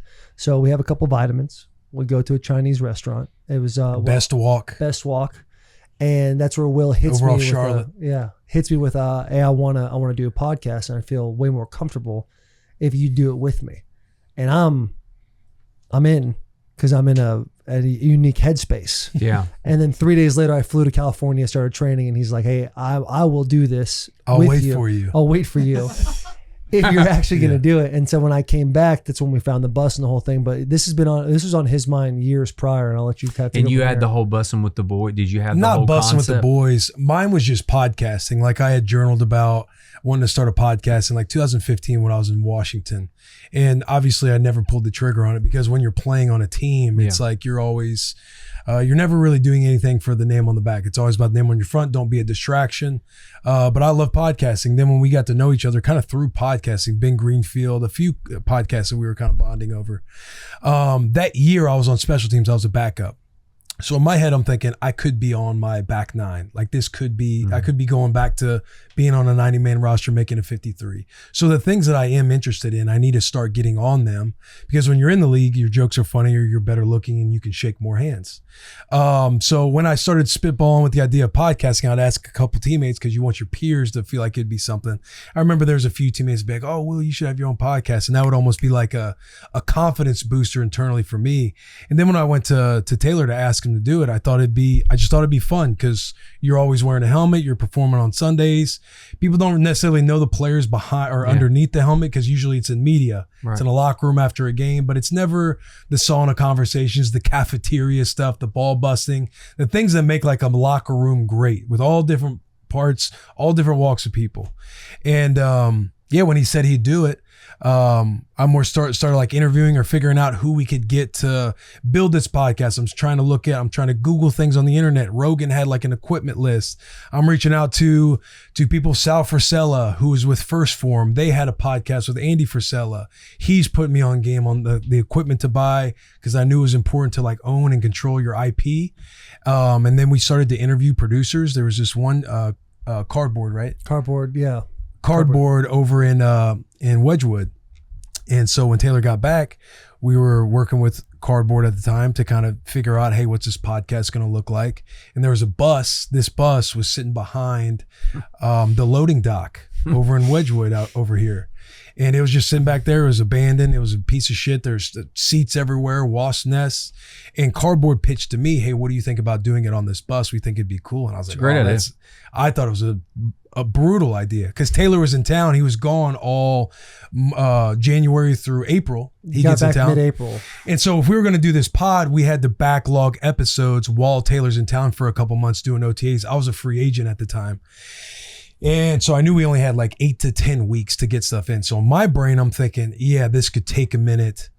We got to just figure out a studio so we can start doing interviews. Taylor pulled me aside. He was like, look, I'll buy this bus for $2,000. He's like, I'll throw 10 into it. And he's like, if we can't get it done in like, 10 days time? He's like, if it doesn't work, I'll just keep it in my backyard because I think it's a badass bus. Yeah. I was late for the meeting and was like, Taylor's going to love it. I fall in love easy. Yeah. Don't give me your phone number because I'll just be, hey, what are we doing tonight? You know, you don't want that. Yeah. You'll be FaceTiming and breaking down the finale of Game of Thrones. Exactly. So I fell in love with this immediately. This is incredible. And it all the soundproof, like all the build outs in the back. Yeah. It all got done within 10 days and we just started ripping. We we'd plug it into a generator that was part of this RV. Yeah. This RV business, and we would just steal electricity. Yeah. We'd kind of ask permission at times, but we'd steal electricity, plug in the generator. We got a little AC unit that would sit up there that we'd have on before the pod started. But once we started, if this was the first year, summertime, Eric, we'd be sitting, we'd have tarp over the bus. We'd have to turn the AC off, and we'd be sitting in here in about 90-degree heat just ripping a podcast. And then a train would go by every 25, 30 minutes. Yeah. And we'd right pause. outside. Yeah. Like, this is normal. Yeah, this is all part of the process of Bussin with the boys. Yeah, but it kind of was we just started. There was like, Will writes a lot of things down. I'm more of a shoot from the hip kind of guy. And so we had the idea. Big prep guy. Will was like, I want to do a den and a bunch of things. And I would always call it a working title. And then we kind of landed on Bussin with the boys. Yeah. I remember telling my wife, like, hey, Bussin with the boys, what do you think? She was like, it'll never work. Yeah. She's like, that's kind of gay. Yeah. And then, it just kind of. Yeah, man, it took off. Had some interviews. 6 years later. Look at this. Now, see, it's the first time you get to see things now. Yeah. They're telling you to shut up. We got 7 minutes left before you got to get out of here. Yeah. All right, let's do some fan questions. We got one here from Leviani16. He has such a loyal fan base. Many of them travel to multiple shows in different cities and even states, myself included. Does he ever recognize people in the crowd or the fan scene, or do the shows tend to blur together? I know he appreciates his fans, but just curious how he sees us. Yeah, I've recognized a lot of them over the years, and a lot of them, there's some still that were with us, like when there was still 10 people in Amarillo. There weren't 10 people in Amarillo. There were like 4, but along with shows, like I recognize a lot of the, yeah. Like people back in those little pockets where not even 10 people in there at all. The best thing now for me is the ones that were there that were younger at that time. They now have kids, and some of them are older kids, and they'll bring them to the shows. And I actually now have the generation where some of them, the kids have had young kids. So it's 2 generations. So they're now grandkids that were with me when we started 20 some years ago. So it's interesting to see those people now, the generational stuff, which I love. That's awesome. The generations. That is awesome. When it comes to I went to one of your concerts in 2015. You sang These Boots, and I think you took your boot off. I didn't, but they did. Yeah. They did, and they throw them on the stage. They do. They throw them at you. Have you ever taken one, or have you ever seen a boot been like, I like that one? I have taken, but I've taken a couple shots. I will tell you a great story because we were just talking about it. But a buddy of mine here in town, his name's Ben Wepper, and he's friends with Eli Manning, and he does all the graduate stuff and AJ. So he came to see me in Chicago, and we had this big walk that went out in the middle. And in Chicago, there was somebody on the upper level. So I can only, when I see shadows, like I can't really see the boot, but I can feel them. I've played enough shows. And I was sitting out there, and he was directly behind me in the pit, right below me. And this boot, I feel this thing coming, like the Matrix. I feel this thing coming, and I just I lean back. And so microphone's like this, I'm singing. And I lean back, and the boot goes right through, like that slow motion, hits him right here. No shit. Yeah, blood, the whole deal. And he was like, later I kind of told him, he said, how'd you know that? And I was like, man, I feel it. I said, I'm in the zone. I said, I'm just feeling, I'm feeling a thing. But we've had a bunch of those over the years that I've taken a couple shots. It's funny you mentioned Ben, because he sent me a text, and he has a fan question as well. Yeah, he said, he's cutting the line. Yeah, how many points a game did he average in high school? That's one of his questions. It's a good question. Senior year, probably over 20. Oh, you were a beast like that. But hold on now. How old are you? I'm 49. Not a lot of video from back then. He could be. Why would he lie though? Right, yeah. He doesn't seem like 20's a lot. 20's a lot of points. Yeah. Man, if I was gonna lie, I would say 36. But it was like 20. What? That was a bad. Let's onward. Oh, you were like that. I was a good basketball player. Did you get the all state? I was all conference. I didn't get all state, but I was good player. I know that was a chip on the shoulder. Yeah. Because that worked out for me. That's what I was chasing. Yeah. Did you play football at all? Early on in my career, once basketball took over, I got hurt my freshman year of football and couldn't play basketball. That was it. Yeah. Once it knocked into basketball season, I was like, we can't have this. I'm done. We can't have this at all. This comes from Drew Jones. App State versus UNC in any sport. Who does he pick? UNC. He's not close. I had that feeling. Tough time to be a football fan, North Carolina. It's not a tough time. I mean, Carolina's always we're chasing football. We've been chasing football a while, but it's actually it's also an intriguing time. Yeah, you have to be intrigued. That's a glass half full move right there. Yeah, I like that. You have to be It's intrigued. interesting. You have to be intrigued. Yes. There's no way you're not intrigued. Have you met Bill? Oh yeah. Have you met his better half? I have not. Okay. I was down recently. I played was at a golf event with Bill. We played golf. He Good didn't play. golfer? He just hit a couple shots. We were playing in a group and he kind of popped in, but it was good. It was a good event. Yeah. We got one here from the head coach of the Bengals, Zach Taylor, 10. Does he sleep in his sunglasses or is he an eye rub in the morning, then sunglasses are put on type of guy? Also, what is the go-to lens shape? These are hard-hitting questions you're only going to find on Bussin' with the Boys. Barbara Walters shit here. No, I don't sleep in sunglasses. And I don't wear them a ton. You know, I'm outside, but and then shape, now it's like the Wayfarer shape. Used to be the Aviators, which is kind of what started it for me, but now it's kind of aging. The Wayfarer is more of an aging. Yeah. Ray-Bans look. I was surprised. It's got to age with the Ray-Bans. Yeah. You know? I was surprised when you came in with clear lenses. I was kind of hoping you'd be sitting in the darkness with us the whole time. I could have done it. I could have done it. Or all of us just with a hat on and some aviators. Yeah. I brought glasses today, actually. Yeah. But all good. This one comes from Alan. Make sure JP asks him about his days in Greenville at the Blind Horse. Yeah. R.I.P. to the Blind Horse. JP, do you one want of to the ask greatest small town of it. One of the greatest in ones. Greenville. Yeah. I've played there a lot. I've spent a week there many nights. JP, did you ever hit one of the shows? No, not How one. old are you, JP? I'm 30. Oh, you would have been something. You'd have been a kid, but still. Yeah, I wouldn't have been able to get in. I The was- Blind Horses. Yeah, Get after 1 minute the warning. Blind Horses. Yeah, your team's running a tight ship over here. That's good. Telling you, Sorry, man. 1 minute warning was getting typed in as you were. Yeah.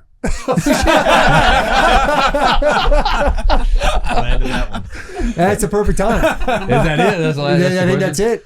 Let's give a round of applause for Eric Church, Mr. Sir Chief, coming on Bussin' with the Boys. It has been an absolute honor. Seriously, thank you so much for taking the time because we are massive fans. Well, I'll tell you this before you go. 2016, offensive line for the Tennessee Titans are like, hey, what should we come out to? Because we always get introduced at warm-ups, and The Outsiders was the song we chose. Yeah. I also used to, after my cold tub before games, take a cold shower and listen to mixed drinks about feelings within you and tear up before games. Did you take a cold shower before or after you listened to it? I was during. I would have it sitting right there, and so guys It's would be probably his listening. timer too. Like that's how long I need to be in the I would cold have shower. it down to where I would hit my hot tub, cold tub contrast. I would go to the shower. I put on mixed drinks about feelings in you, and I'd sit there and I'd think about how sad I was for whatever reason because we're trying to get the chip. Yeah. Chip's got to be somewhere. Things are going too good for me right now. They're coming to get you. Yep. So really appreciate you. This has been awesome. Appreciate you guys Thank having me. you. Big hugs, tiny kisses.